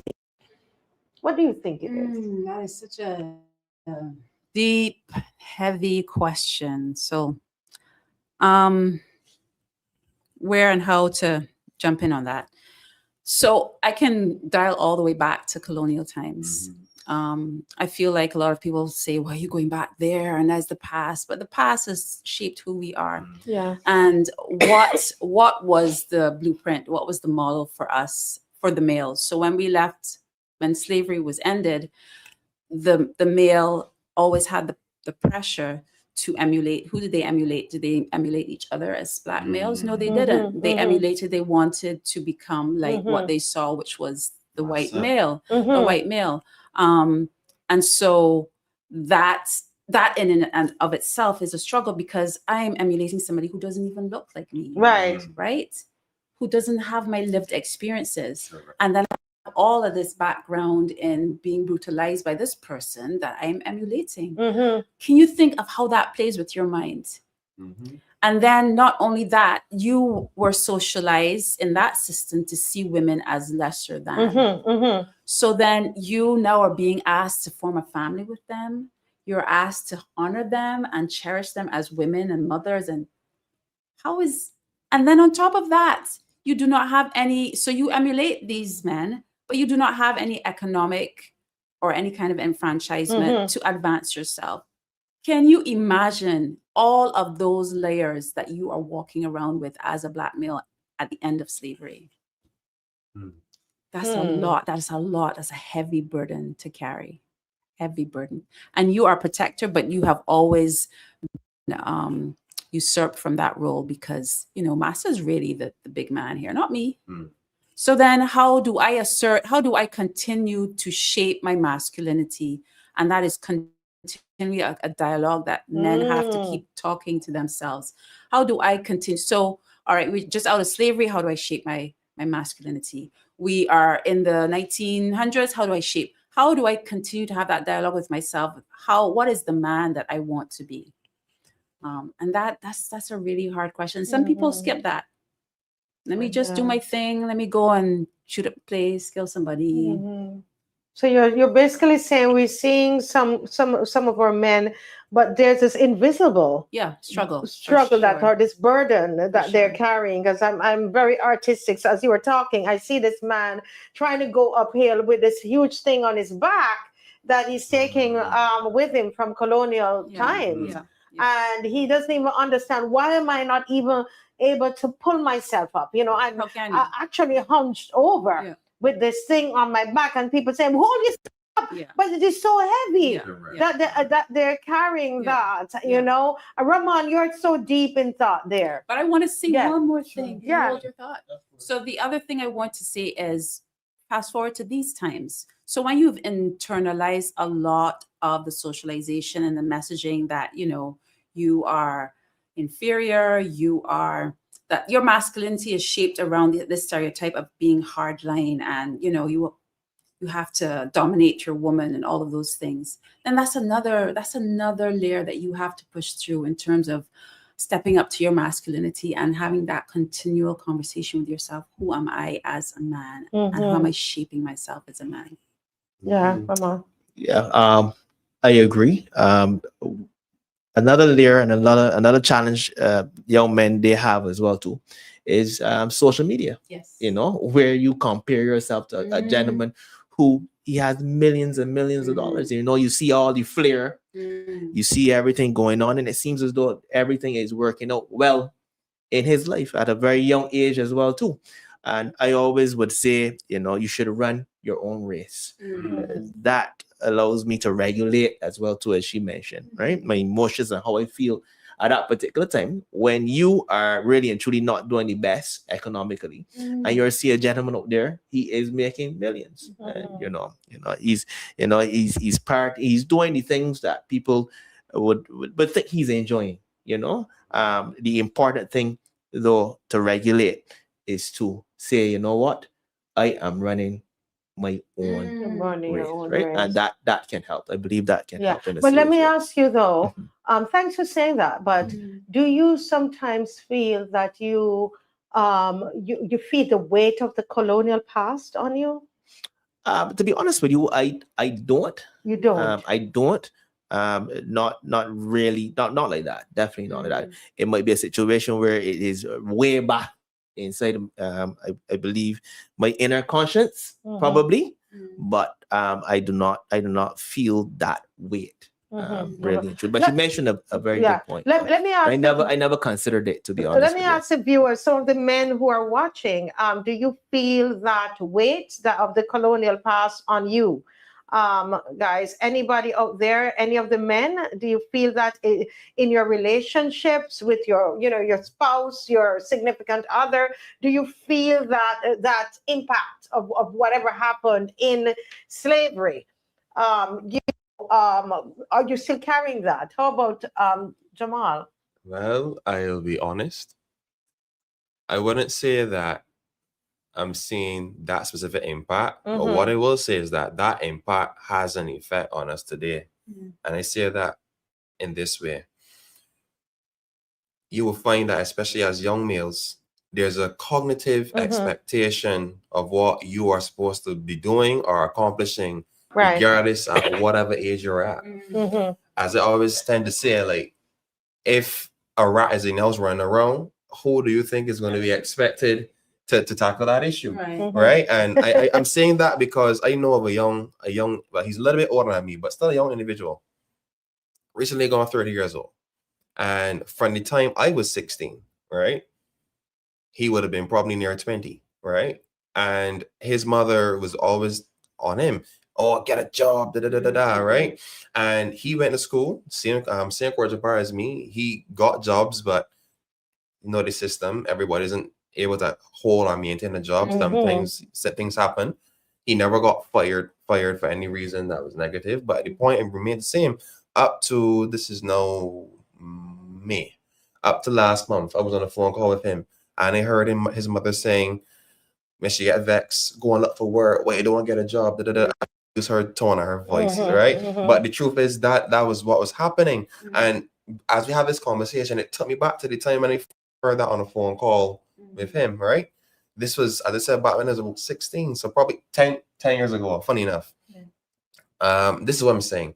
There is a cognitive or subconscious expectation that males are supposed to be the breadwinners. Males are supposed to pull the heavy load. Anything goes down, the man is supposed to take up the reins and handle the situation, head of the household. I could go on, right? These are things that we are taught from young, especially like the youth that were here today that passing 11 plus exam.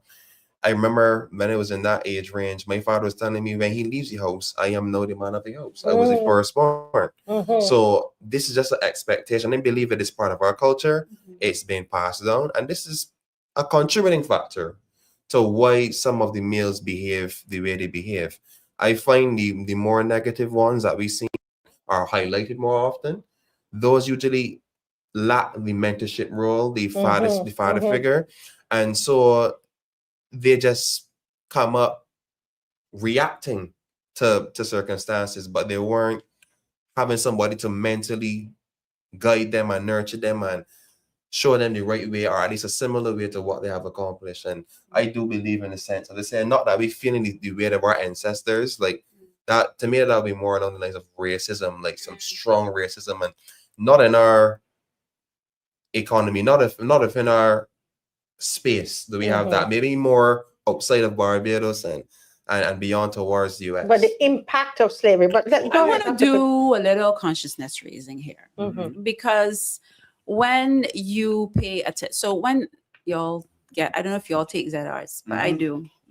And I have to sit down and I have to listen to the nastiest, the most vile lyrics about women. And I want y'all to think about this consciously, how we are portrayed as women and how it's gotten away with in this society, how our whole festival and celebration of crop over has now deteriorated, in my opinion, to a denigration of women. Where did that come from? Where did that come from? Because if we look beyond and before colonial times, our African women were venerated, they were honored. So how did we deteriorate to this point? And I'm saying that history does have an impact from the point of view that it is about social learning, it's about socialization. So yes, I applaud you saying what you're saying about fathers and role modeling. But on the other side, if I hear from my father this, and I'm as a teenager going out and I'm hearing the nasty music, I'm seeing the nasty behavior, and if you are in a situation where you are seeing domestic violence and there's abuse in the home, so then you are also learning to strategize and think about women in a very specific way than someone who's in a healthy household. So I'm saying that this is such a complex problem. I don't want to simplify it, but I also want to do some consciousness raising about how are we honoring our women and why is it so easy? It's not a knee-jerk reaction to say, I don't want to hear this. Let me get out of this van because I don't want to hear this. And sometimes I've had to do that. But the man me like, man, what are you making a big deal? This is we culture. No, this is not my culture. I feel very marginalized when I have to sit and listen to that kind of music. But Dr. Pedersen, are you attributing that to our colonial past? I am attributing it to how the ease with which we accept it to our colonial past, because there is a stereotype that the woman, especially the Black woman, was always open and ready for sex. She was heavily sexualized. You know, she was seen as a man. You know, her body was a vessel for men to just do whatever they want to. So that is a part of conditioning that we need to overcome. So that's my consciousness raising here. Right. Okay. That it is. Wow. That's very interesting. That we're making that connection with the colonial past. Isn't that Ramon? Yeah. So let me just go back and I just can corroborate Jamal's point and the doctor's point. In regards to, and I speak to many men, and their pressure came from them seeing their father. A lot of the times they would have seen their father be the breadwinner, the person who takes care of everything, right? And you know, the pressure is that they're not in a position to take care of business, right? And that is where the pressure is coming a lot of the times, right? So it's how you were obviously socialized as well too. That plays a part. Well, based on what they don't feel that they can live up to the responsibility that of what we see as masculinity. You're supposed to be that provider, and you're not able to live up to that, and therefore all kinds of things setting up. That's you. So I really want to jump in here. Yes, so please jump in. I want to jump in with the fact that let me earn the money. Home, and you don't have to be a provider. I am qualified enough. Let me go out and be the provider, but you provide that emotional support. You provide that. So I'm just talking about how inflexible our roles are in this society. So I decide I'm going to be the provider. Are you okay with that? And you stay home, you take care of the kids, you do. But that is such I'm just saying we need to move from this very, very rigid understanding of what maleness is. So yes, we can equally provide, or I provide sometimes and you provide sometimes, or we shift, so I'm just saying we as women as well need to make that shift. Because men can also, and men are, I shouldn't say can, are also nurturing and emotionally supportive and all of that. So let them step up to that plate as well as be providers. You don't only have to be the provider. Yes. Wow. Wow. I mean, that would change a lot. Oh, it would. How would you feel? I mean, as a male in society where that you don't have to feel like you have to be the provider, you have to be, with all of what we consider as masculinity. How would that change for you, Jamal, and your perspective on life and all of Being that? honest, at this moment in time, I can't actually envision it. Right? I can't. Because you believe that But so long. I would try to make a prognosis about it. I believe that things would definitely be different, and you might behave a bit different also. How? Explain. Describe. Maybe you might be a bit more free spirited, because I believe I believe you'd be a lot more free spirited. But as I said before, there's a lot of cognitive expectation based off of our upbringing, based off of our communities. I was raised in a community, as I said before, many times, that if I see an old lady walking with bikes, I am going to ask for assistance if she wants assistance. If she tells me no, then I understand. She might have a lot of reasons why, but that is how I was raised, to be that kind of gentleman. Now, if you take this rule and we tweak it to, oh, you don't have to, what do you think that might entail? You see the lady with the bikes, you won't bother, and she's struggling, you might not even bother. That's right? a good point. Because somebody here is raising that on here, that they don't like that perspective. They believe that is the root of today's problem, when we do not have rigid roles and rigid responsibilities. Because of what you're saying there now. Then who helps the lady with the bag? Yeah, and I was raised that way. Like, not, they saw every older lady as my granny, or as envision that is my granny. So yeah, the bottom, the gap. I don't know everybody on the hill. Sometimes people just come up the hill with bikes, and I live on a very steep hill. So when I saw them, my daddy would tell me, whenever you see somebody, that furthermore, he don't even say anymore. Like the minute that you see somebody, you just walk down the hill, and then know you're coming to them. They know that you're coming to them. That is one of the rules that males are expected to play. I just said, if a rodent gets in the house, the males are expected to deal with that. Like if anything goes wrong with somebody, somebody, even a domestic dispute, a male is expected to come and to stop a man from hitting on a woman, or to stop these two fellas from fighting. This is just the way our economy works, the way our system works. Right? So I can't fully envision the rules being tweaked or reversed, as I'm only 26 years of age. However, what I can say is, though, I believe if it's judged from how the younger individuals are behaving now, where we could start to see a lack of male model representation going on, I believe that I could see how that could go. That might not be the prettiest worldview. Interesting, Dr. Pedersen. Hold because hold the mic. That's you. That's you. Because me. he's basically saying that you might have problems in the world if it changes. Right. But for me, I see myself as a strong woman. So if I see a grandmother walking with a set of packages, you need some help. That's my first. I don't say, because I'm a woman, then I can't help you. I think that I have enough strength in my body to say and to offer. And then, she refuses, then that's the case. But so I think that what I'm hearing from you is like communication.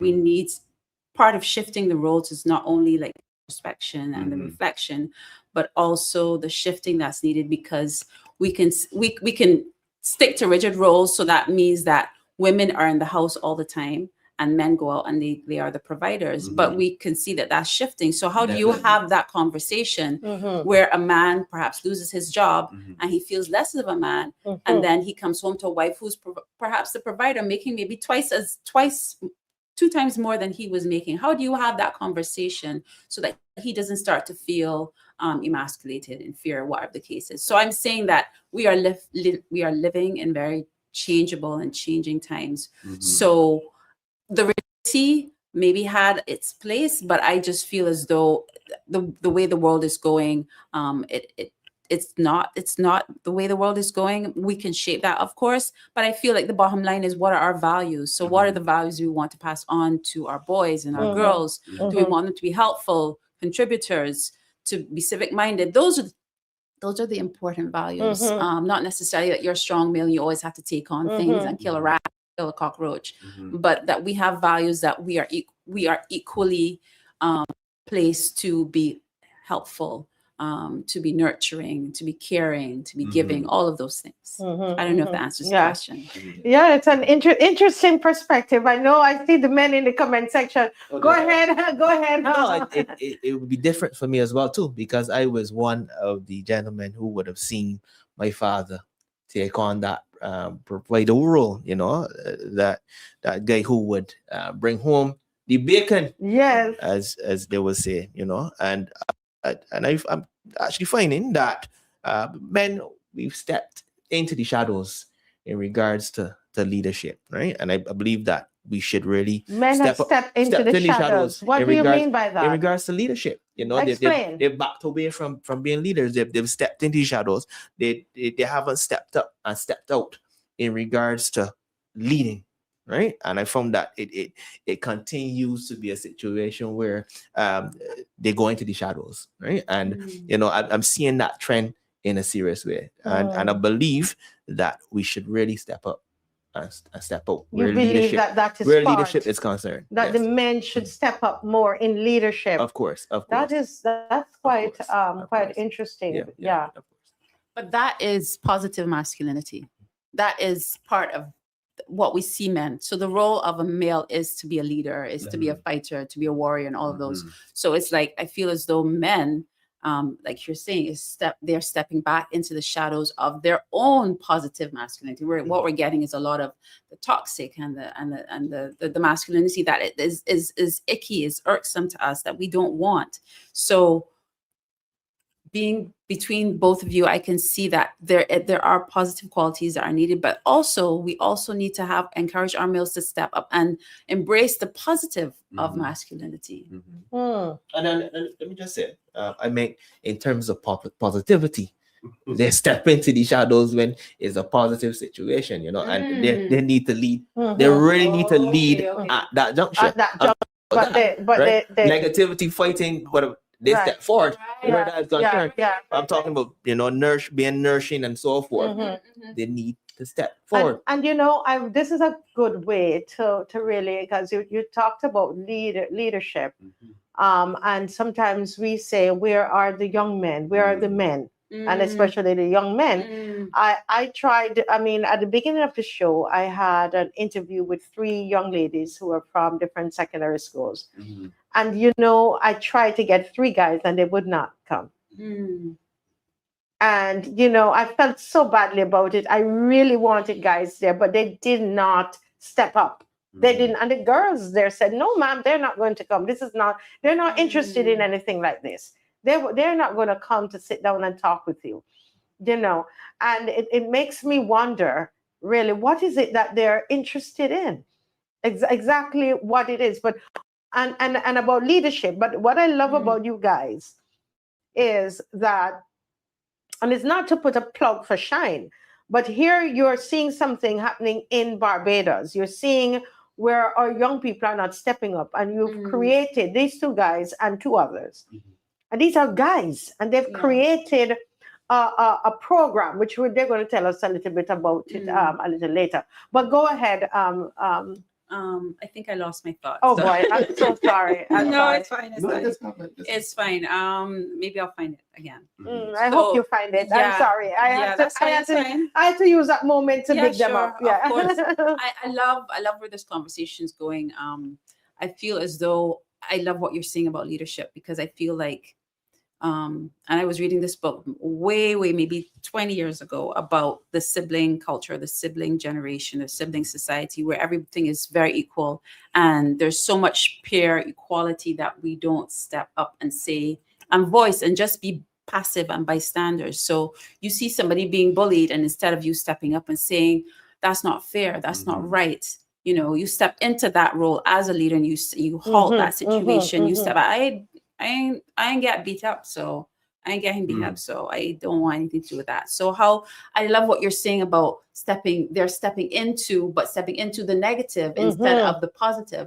And I'm wondering if as well that is what you're saying about the social media, the dark side of social media, which is like all the negativity, all the music, and I hate to touch music again, but all the music which is suggesting that, you know, this thug life is the life, and anything else is an affront to my masculinity. I'm not male enough, so when I come to a program and people see me talking to Marcia, like, what is that all about? Like that doesn't allow me to show that, you know, I'm a man. Like, why would I do that? You know, so there's a lot of work that we need to do. A lot. I'm listening. Boy, I tell you, this is quite an interesting. Well, you know, let me hear. You think it's an interesting conversation? Oh, most definitely. Here's what I'll say. I studied something called cultural ecology, right? And a lot of what you're saying, I can see the relation. If you look at humans and as species and organisms and so on, I can see the correlation to what you're saying, right? The truth is, our environment makes us who we are. We behave as though we are products of our environment. And when you put that as a benchmark, you start to see why things are the way they are. I just said every human has a different view or worldview. If you see, for example, today, the young gentlemen that you try to encourage to come, you have to ask yourself, what environment are they in that they are so willing to come to you? And what environment are the ladies in? Because I'm pretty sure all, let me say there's 6 of them, all of them come from different households. All of them come from different backgrounds. And this is what I'm going to say, right? Maybe start to talk about toxic masculinity and negative side of masculinity. What are we comparing it in relation to? Because if you think about it, when somebody is proposing, that is a highlight. When a man is known for beating a woman, that is a highlight. So what are we really seeing? Are we, when somebody gets a job, you don't see it on social media like that, but let me hear that a man is exposed for horning his lady. So what we find is we have to pay attention and bear in mind that a lot of the stuff that we're focusing on, what is it in relation to? Is it in relation to the majority of the population, or is it that the minority is not being highlighted, and that's influence, or that has become an influence for this newer generation? You're not necessarily hearing males 65 years and up portraying a lot of these traits that we are highlighting earlier. You're finding the young juveniles, the ones that are in their way, the ones that have got through the 18 barrier, 19 barrier, starting to get jobs or not looking for jobs. And we're focusing on our younger people. And I think that is what we really need to look at, the environment in which they are in, and how can we shape or continue to influence them, but in the way in which we want. The Bible says you bend a tree in the direction in which you want it to grow. And I was raised with having those values like soft answer turns away wrath. That's one of my grandmother's favorite sayings to me. A soft answer turns away wrath. So I think these values that we are looking for, we have to find improved ways to influence the next generation, because they always say that you can't teach an old dog new tricks. So I think what we need to focus on is how do we get these new and improved tricks to all the pups that we can, so that 10, 20 years, 30 years on the line, we now start to see a society in which we would value, or which we would love to know we can live in. But do you find, Ramon, that that men are stepping up to the Shine Barbados? So Shine Barbados, it's they're doing a talent show called Shine Barbados, and it's a competition. Of course. And do you find that men are stepping up to that? Yes, indeed, stepping up and stepping out. Really? You know, in a serious way. What's the proportion? What's the percentage of men? Let me just get my list here. And while he's looking for that, I just want to ask, because I'm curious, because I find it so difficult to get young men interested in doing things. And what kind of, I know he's looking for the exact stats there, but are they coming forward to sing, to act, to what aspect of the art? Majority of the participants of the talent show, the talent is actually singers. I don't call it acting, I would just say artistry. So we find that more artists are the confident ones and the ones that are coming forward and they believe that they are going to express themselves and captivate an audience. And some of the stuff that I'm seeing, I must say, is impressive. Someone also did music, I can say it is impressive. Part of it is that some of these people that are coming have experience. Like one of them, you know, they performed, what year was it? I think it was around 2019, just before COVID. They performed at almost every stage you could think about. So they know they have talent and they know that they've been well received. So they're coming out. Then there's some ladies as well too. I can't leave with the ladies. One of them who's very, very humble, but she knows her worth. She is one that was part of the Richard Stout talent show before. So I'm saying that people are coming out because they have. And you're this seeing the passion men. and- Let me Oh, hear yeah, the we're seeing the percentage men, of most men. definitely. But we want to keep it on the men. Yes, Oh, of course. sure. I was it's 60-40 in the men's favor. Wow. 60-40 in the men's favor. Yes, please. Yes, I just saw the list. I just reconfirmed the list. Wow. 60-40 in the men's favor. Yes, of course. It's gonna be Oh huge. my goodness. Yes, So of the course. men are coming. Oh, do you I mean, is that strange for you? I think that what I'm hearing underneath all of this is that as a male, I need to be very, very, very sure before I step out and I am confident. I need to be surrounded by people who encourage me and support me in a very different way. So when you talk about that person who's performed many different times, they would have overcome that hurdle of and the shyness perhaps of stepping out and being confident. So maybe we as a society, we as women need to soften as well, soften our language around failure, because every performance is not going to be a success. Sometimes you're going to go and compete and you might lose really badly. How do you hold that? How do you hold that for your son? And how do you keep him going and encourage him to say, like, okay, that was one, but that's not the end. If you're really talented and you're interested in pursuing this passion, let's keep going instead of, man, go and get a job.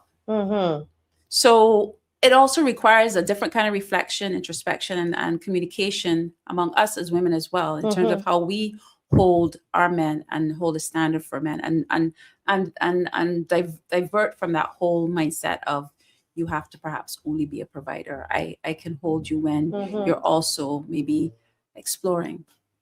That's a mouthful because, like, No, but it's economically, like, how are we going? We're not a society. We're not rich people. Barbados is not a rich place. So when I talk about holding, like, how is that even possible? Does that make sense? Is it sustainable? But it might be something that we need to consider. How do we hold our men when they are floundering, when they are struggling? So probably that's why they're not coming forward. Yeah, and then hold the vision of, I see you, I see your potential, and I'm going to support you. You don't have to go and get a job. Of course, you should go and get a job, ideally. But when you're trying to find yourself, how do I hold you? How does this society hold men who are confused, lost, adrift? Interesting. Ramon? Yeah.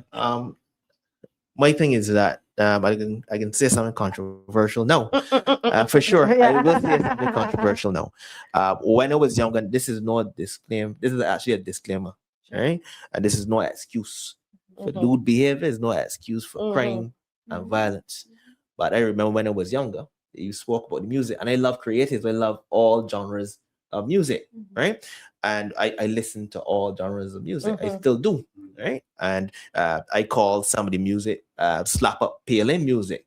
That music, when it hits, you slap up peeling. Slap up peeling, You know, I listen to all types of music, but it never affected how I behave, right? I never thought about taking up a gun and shooting anyone. I never disrespected a woman, you know. So I believe there's other factors other than just the music. I believe there's other factors in the background playing a role in how some of these young men behave once it's negative.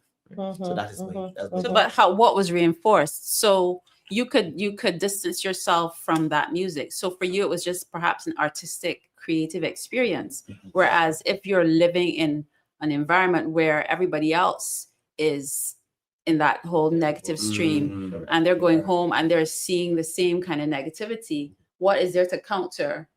So I'm hearing it's being reinforced. Everybody I know in my neighborhood has a gun. So why shouldn't I have a gun too? Mhm. So Yeah. Let me just say, it was remiss of me not to mention though, is that what I had was balance, right? Mhm. I would go to church on Sundays as well too, right? Ah. I had balance, right? So maybe that's something that could be looked at. Some level of balance, however you choose to do it, whatever religion you're in, you should, sometimes take a little that break. balance. You know. Yes, of So course. while you're doing the slap the paling, you Of probably course, slap the of paling, course, of course, slap the paling music. slap the paling music Yes, and all of yes, that. But yes. you had to be in church on Yes, Sunday. of course, Your mother make sure you were So there there. was some level of balance, but again, it might not be church for whoever. It might be a Mhm. mosque, whatever Mhm. religion you're in. Mhm. There should be a way to get away from the other things that occur secularly. Yeah. So I want to jump in here with a point about what I'm hearing coming out is values and how are the values reinforced. And I Mhm. think fundamentally as human beings that if we all can agree on values, then we can perhaps have conversations about how we can meet each other in the middle. I counsel parents who are in conflict with each other, and a lot of what is misaligned is the lack of like concurrent values, like how the father varies from the mother in terms of the values, and because their values don't meet, then it's difficult for them to parent the child without a Yes. lot of stress and distress.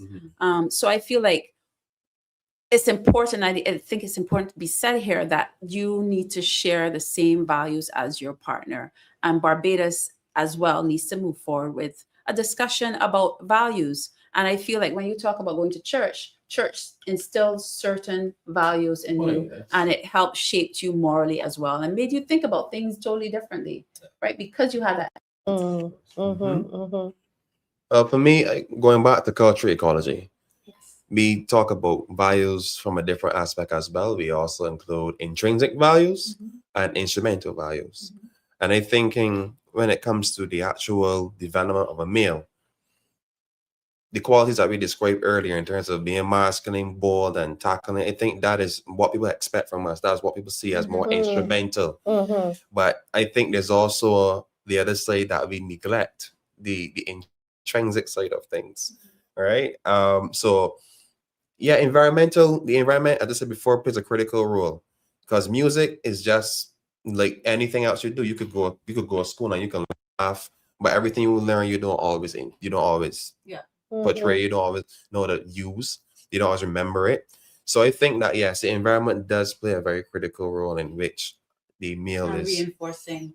Yeah, it reinforces as well too, especially because you're living in this constant situation. But I believe the most important thing is what the person wants yourself. Because I can tell you that I come from a different background as well, and I do not portray what I come up saying every day. So it goes back to what you want for yourself, right. especially as a male. Yeah, but I'm sitting here, doctor, and we're chatting with these two young men, and I said something last week that a lot of people were complaining that the young men, it was mainly young men that were running after I Show Speed. Right? He was here and they were running on the streets. And I said, it's so important for us to sit down and find out what is it that they are running to? What caused them to run? What is it really? That I'm here. Yeah, and I'm saying that what an opportunity we have, Dr. Pedersen, to sit to talk with these young men here tonight, because I am learning so much, to be honest. I am, because it makes you think about how much burden you put on my sons, and what it is that they might be experiencing that I'm not seeing. I'm seeing in this tough exterior, and I don't understand necessarily what it is that they are. So it's very interesting, and I think having these kinds of conversations. It's intergenerational, because they could be our children. It's so important that those of you listening at home, sit down and have these conversations. I know it's not easy, but I think it's a start. It is a start of what is very important. And I know time is going, but I want to talk with Dr. Pedersen about this idea that you have about presenting something else, right? Because we started a conversation saying that we are being in a way a lot of women are afraid of young men, black young men. But look at they're harmless. They're here with us. We're having this wonderful conversation, and they're saying to us, there's so many more of us. And you have there is an initiative that you are doing called Move. Can you tell us about that? Yes. So Move 246, that's the Instagram page. And it's an acronym for Mothers Opposing Violent Environments. And like what you're saying about repeat that for me. So Mothers Opposing Violent Environments. And so when I was coming up with that, I thought, well, should I make it experiences? But no, I thought people exist within ecosystems. People exist within environments. And if we can shape environments, then we can shape how people respond, behave, and all of those things. And so I'm looking at us taking a of our motherhood and our mothering in a way that is more leading, is more stepping into our leadership role as mothers and not shying away from stepping up and saying, that was wrong. So if you are walking down the street and you're seeing something that is going against your grain and your values, to have the courage to go and approach and say, I really don't like how y'all are behaving. And so this movement is really to look at how we are shaping environments for our children. So whether it's in the community, whether it's at home, whether it is in the schools, how are we, because I feel like violence is a thread that runs through our lives so prominently in Barbados that we need to start reshaping and having conversations about. And so I feel like that could be a change point or a turning point for us. And so you want me to say more about what what happens on this page on the so Facebook and Instagram? I just keep it the other midnight.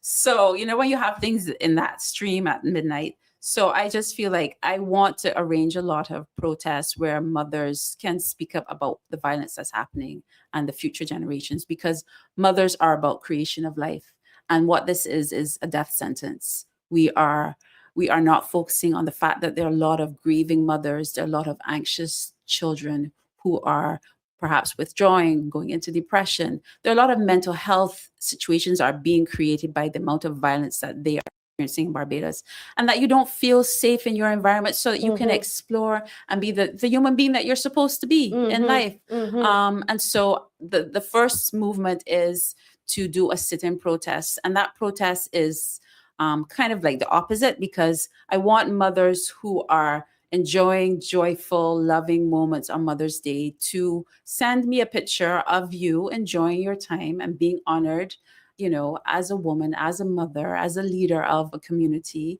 and your family.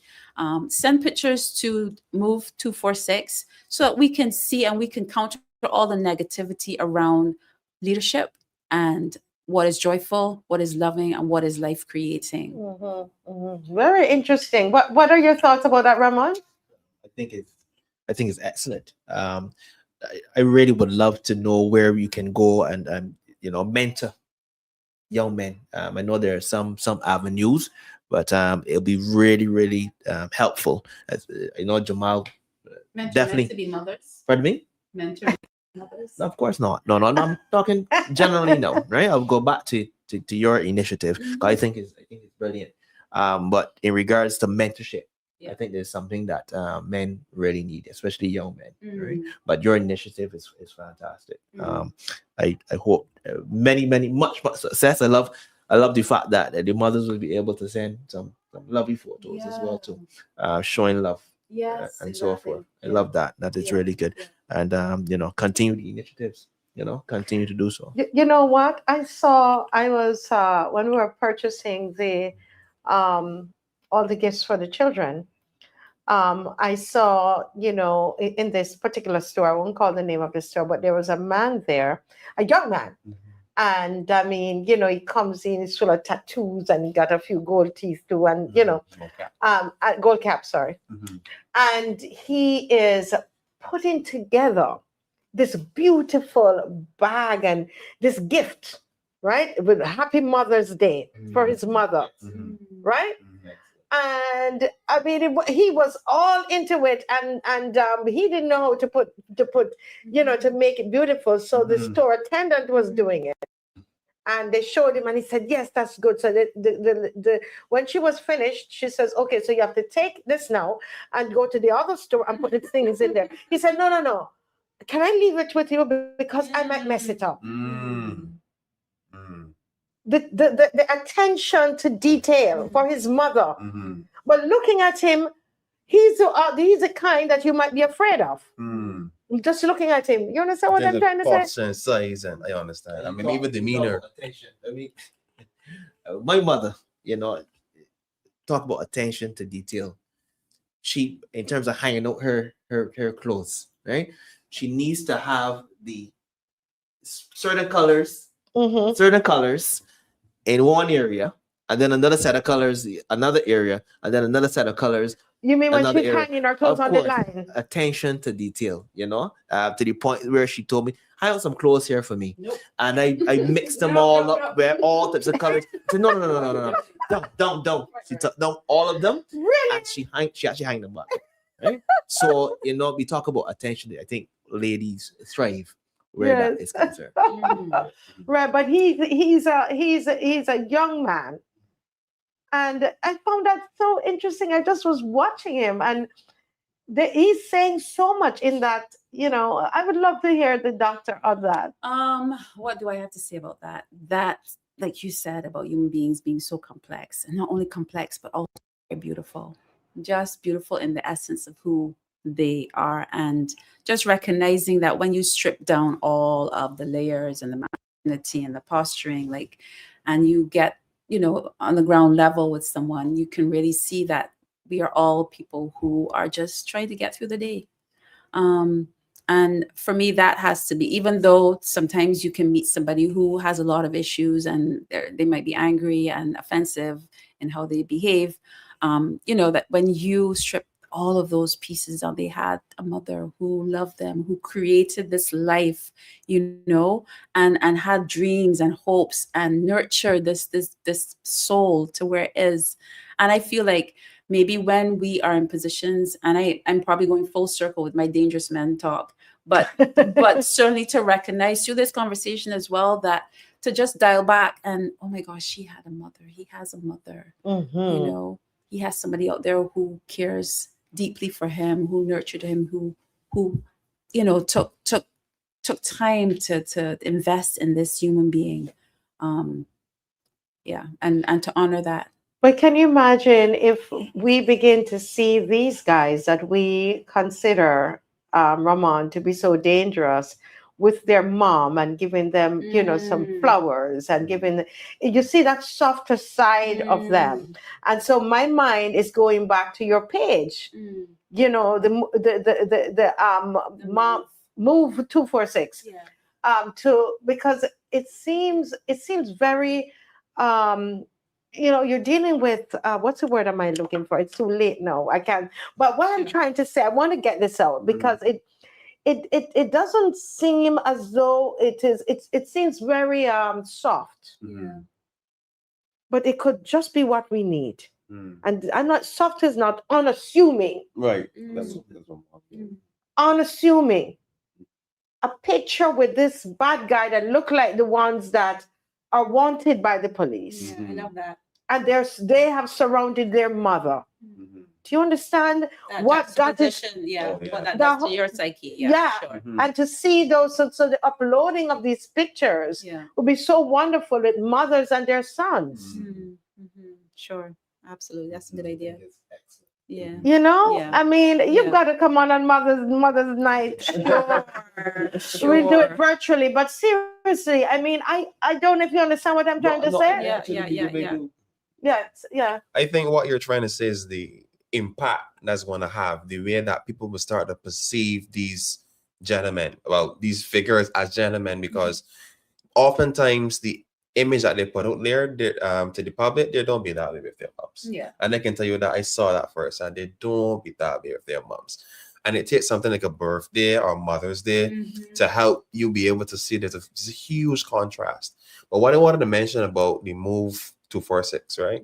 I think it's a very good uplifting initiative to help mothers and to help women overall to start thinking a different way, start having a different approach to the situation. Let's not for me, only let's, but so the ladies want to be so hands off and laid back and be more forward driven and tackling the situation. What situation are you talking about? Well, the move stands for it was mothers opposing Right. Okay, but the violence. violence. Right. So you're thinking that women need to play a more useful role. I wouldn't use the word useful, but I was said before. Be more intentional. Be more instrumental with tackling it. Women have an intrinsic value of they have a calmness of energy, a nurturing energy. They have different qualities. However, I know some women can be very stern, especially my mother when she's ready. She'd be very stern. So I think that there needs to be a balance of the environment, and I think that this initiative that you're doing is going to help propel in the right direction. Once these women start to become a little bit more instrumental with tackling the issue, it will help to balance and will not necessarily solve the problem, but it would be a good place to be. Yeah, it's very very unassuming. It's very subtle. Subtle is the word I was saying. Very subtle, but it's powerful. The imagery is, I guess, as an artist, I'm seeing it. The image is very, very powerful. Yeah.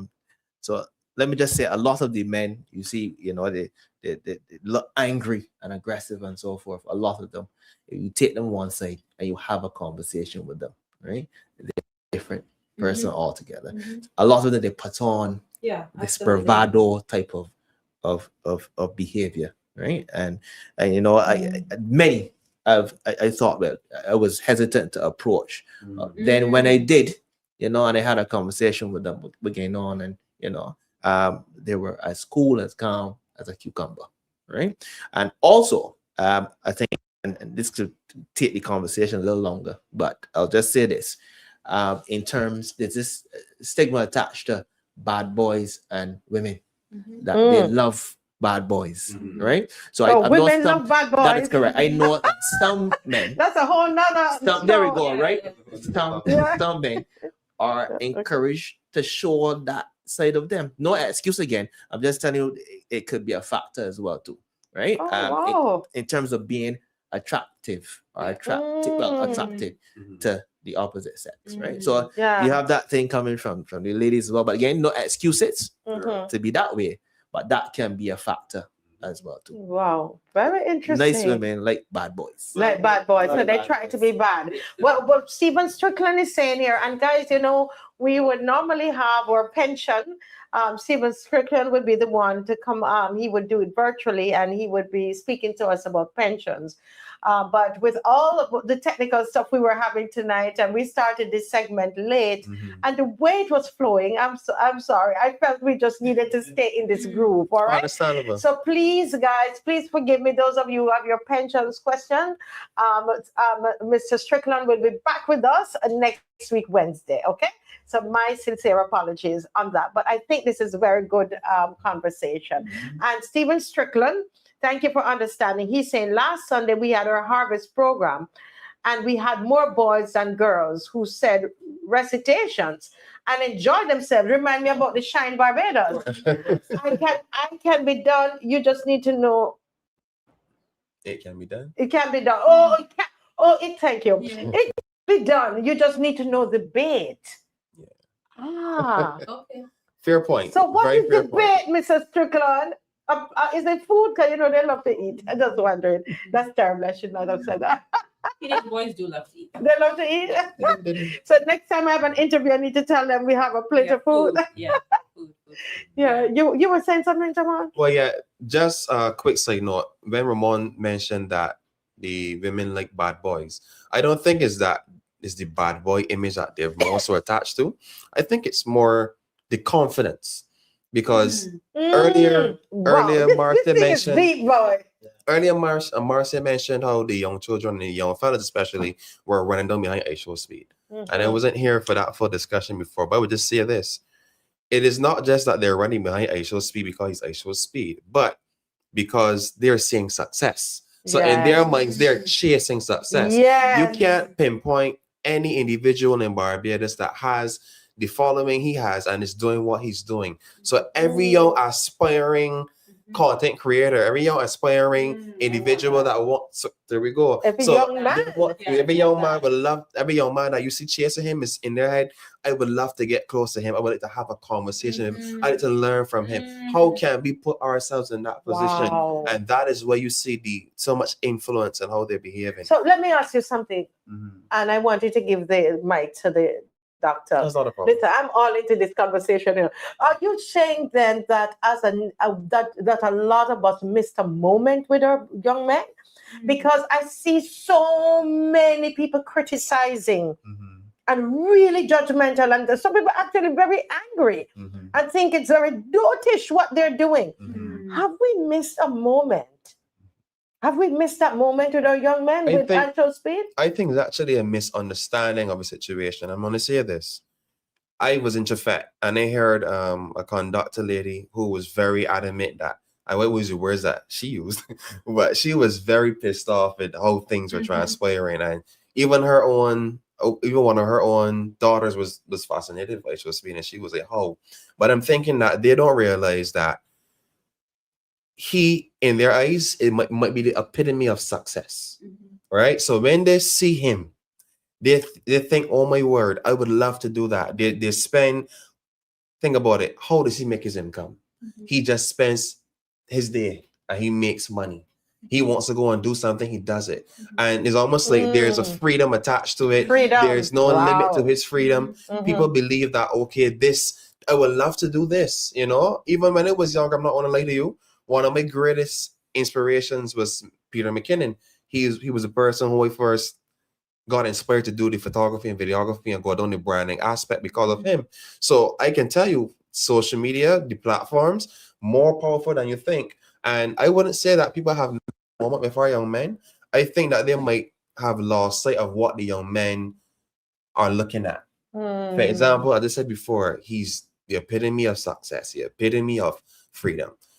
Name a young person who doesn't want to be successful. Name a young person who doesn't value freedom. So when you think about those things, you might think they must be crazy to be running down behind them in all these things. But there's no one in Barbados that you can pinpoint could be that figure for them. So that is why when he comes here, he's center of attention. Doctor, take that microphone. Oh my goodness. Where do I jump in here? Wow, a lot of things.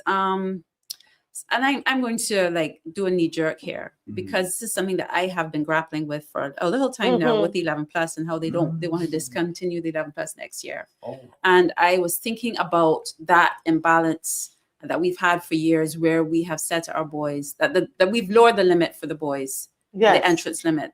And I've wondered, I haven't seen any studies, but I'm wondering if that has placed some kind of inferiority complex on our boys, because I'm not measuring up. And there are no studies that followed up that said, okay, they might not perform at this stage, but at fourth form, third form, so that you create a story where there is some level of perhaps retribution, if that's the word, where you can see that, I lost ground here, but I gained it here.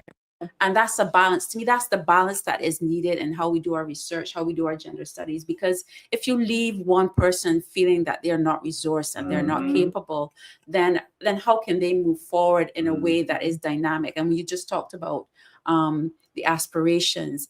And sure, instead of saying, no, you need to go and do this, you need a government job, why can't we open our minds and say social media, fintech? What are these other options that our people? Because if we really want to see our men as providers, why are we not ushering them into these high-paying jobs that are remunerative enough for them to make, so that they can start to feel that level of success, especially as Black men in these economies, in this region of the world? Why are we missing the mark and not saying, let's keep punishing them, let's keep oppressing them and not giving them opportunities, not thinking broader? and not just checking, doing the whole performative thing that I find that the government does. Okay, check, we've done robotics. So what's the next step? What's the next stage? What infrastructure have you What have made? we? Yeah, Right, like why? It feels like we just do all We're these just checking, checklists. But the real ground level work that needs to be done, we're not doing it, and then we're a lot of people falling through the cracks.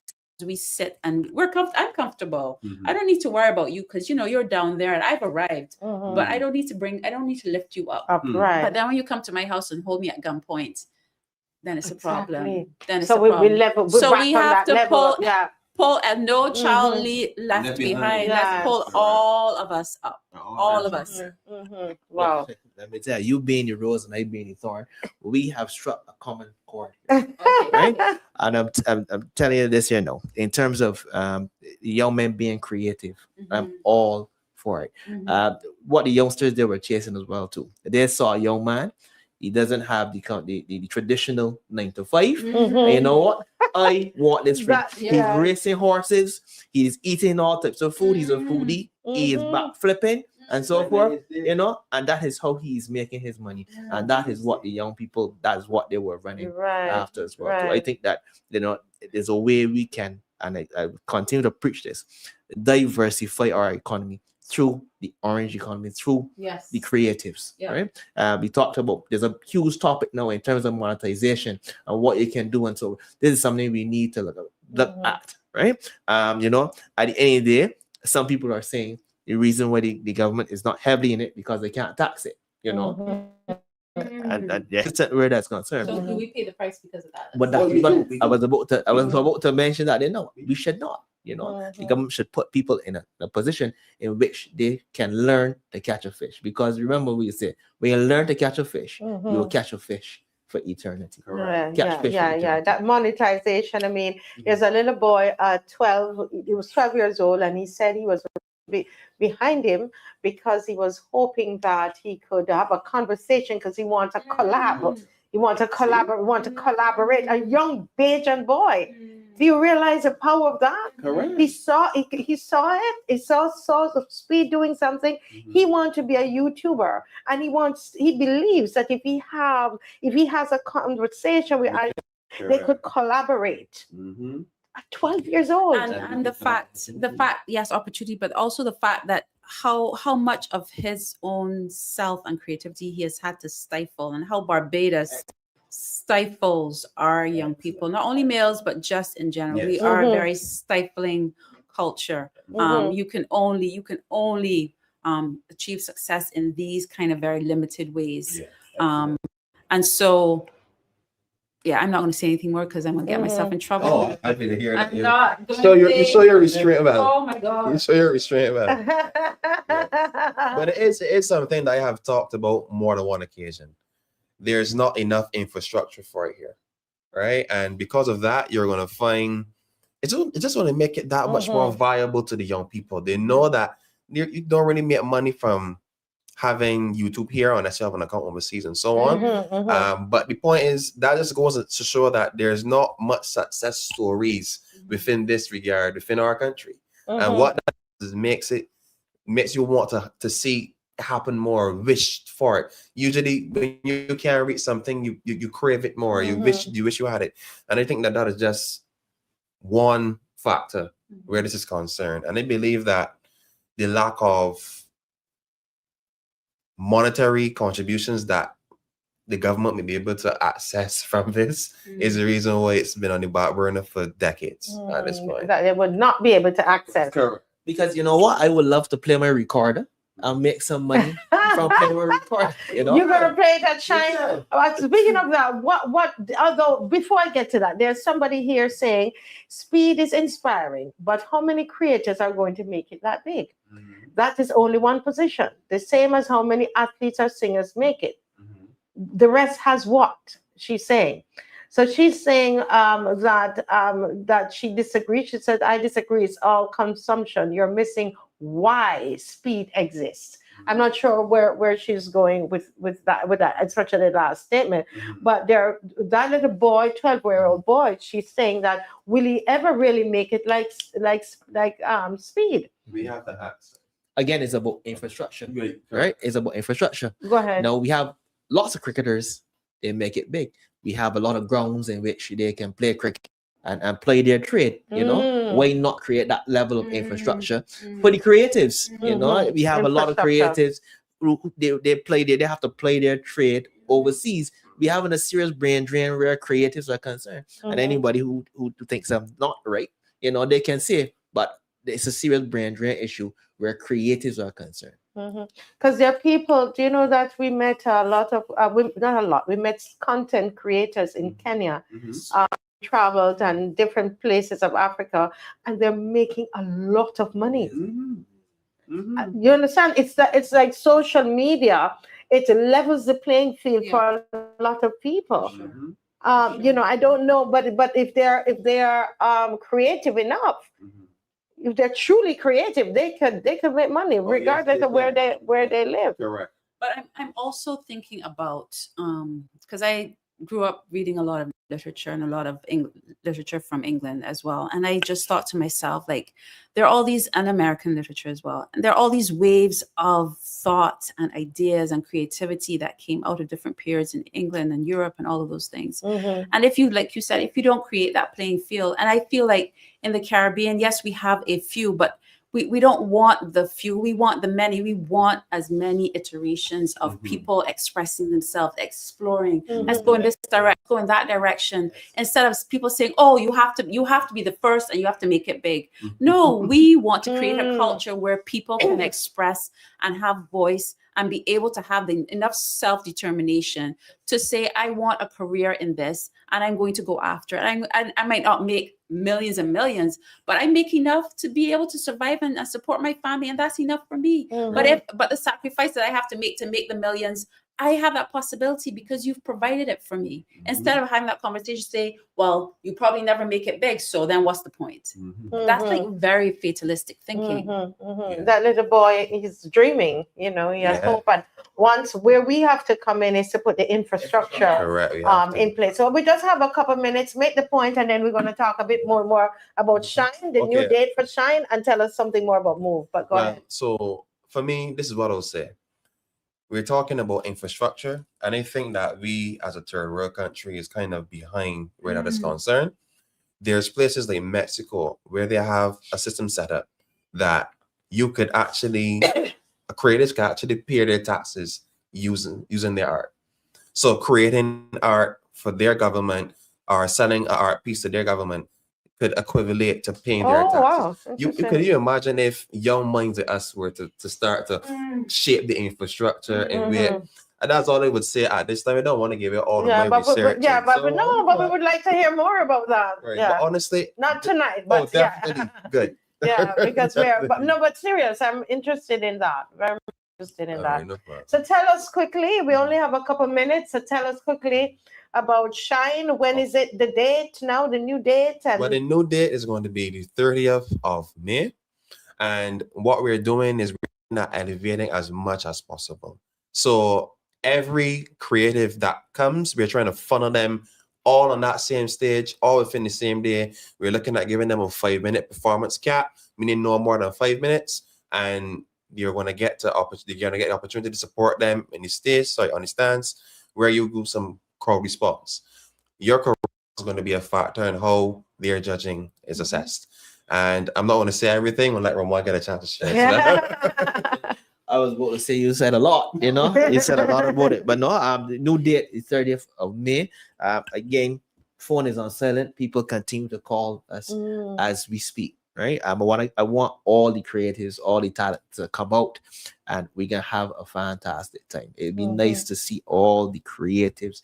We spoke about creatives here tonight. Come out and play your trade. You never know. Somebody might see you and say, no, the next Rihanna, the next I Show Speed, you know. So come out, enjoy. We want to appeal to sponsors, you know. We are here and we are extremely gracious. Well, we're thankful that you come on board and you share in this moment, right? Because it's gonna be a movie and it is a movement. Wow. Right? Love it. I love it.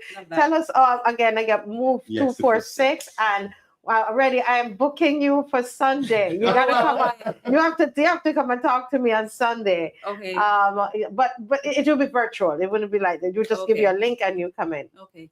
So yeah, I want to encourage mothers. I want to encourage sons to take pictures, families to take pictures of themselves, just sitting, enjoying a meal, having some good time and a joyful moment and a celebratory moment in terms of like family and mothers and celebrating that, and us recognizing that collectively and on that one day, you know, we can say collectively we can shape how we create the Barbados that we want for ourselves. And I feel like that has to be the focus. And you all talked about women in leadership. And I feel like we as mothers need to start speaking up more. We need to say, this is not what we want. We are creating life, enough bloodshed. And we want something different for our children. We want safer environments and free of violence in our communities. So move 246. Send your pictures to us. I'd love to see you sharing, loving, being loving, and just enjoying life in Barbados. 246. It's possible. Of course it's possible. It's possible. It is possible. Shine, but I love these initiatives. I love them because it's not just when I got your call, what I loved, you lifted my day because it wasn't somebody calling to complain about what was happening in Barbados, but this person had some solutions and they weren't trying to get me to go and do it. Okay. I was like, oh Lord, what is she going to say now? It sounds great. And then she's going to drag me into it. I have to do it. No, she's already setting up her page. In fact, we were showing your page tonight on here. And that's what we want to do. We want to be solution. We need to find solution. And that's what we do here on the Marcia Weekes Show. We educate, we motivate, we mobilize, and we agitate. Okay? That's what we do here. Shine Barbados. That's why I'm all into Shine Barbados so much. Because it's an answer. It's one. And out there, all of you watching tonight, you might have a piece. Just get up and do the part that you can do. I just want to say thank you for all of you who stayed with me through the technical issues that we have. Thank you so much. The reality is that we're operating on a shoestring budget. And sometimes with equipment, you could do all you want, all the testing you want. Sometimes it just don't work. Correct. Because aren't we doing the same thing right now? Correct. We have the same mics. We're doing the same thing that when the children were on.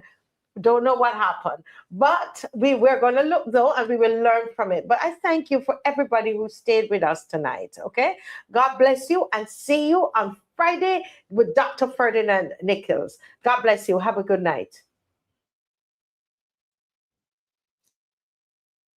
I said rum is water. One boy can get slaughter. Malibu get slaughter. I got jack down somebody's daughter. Hi, what's up? What's going on? It's the ladies Montreal Casa inviting you to Shine Barbados, May 2nd.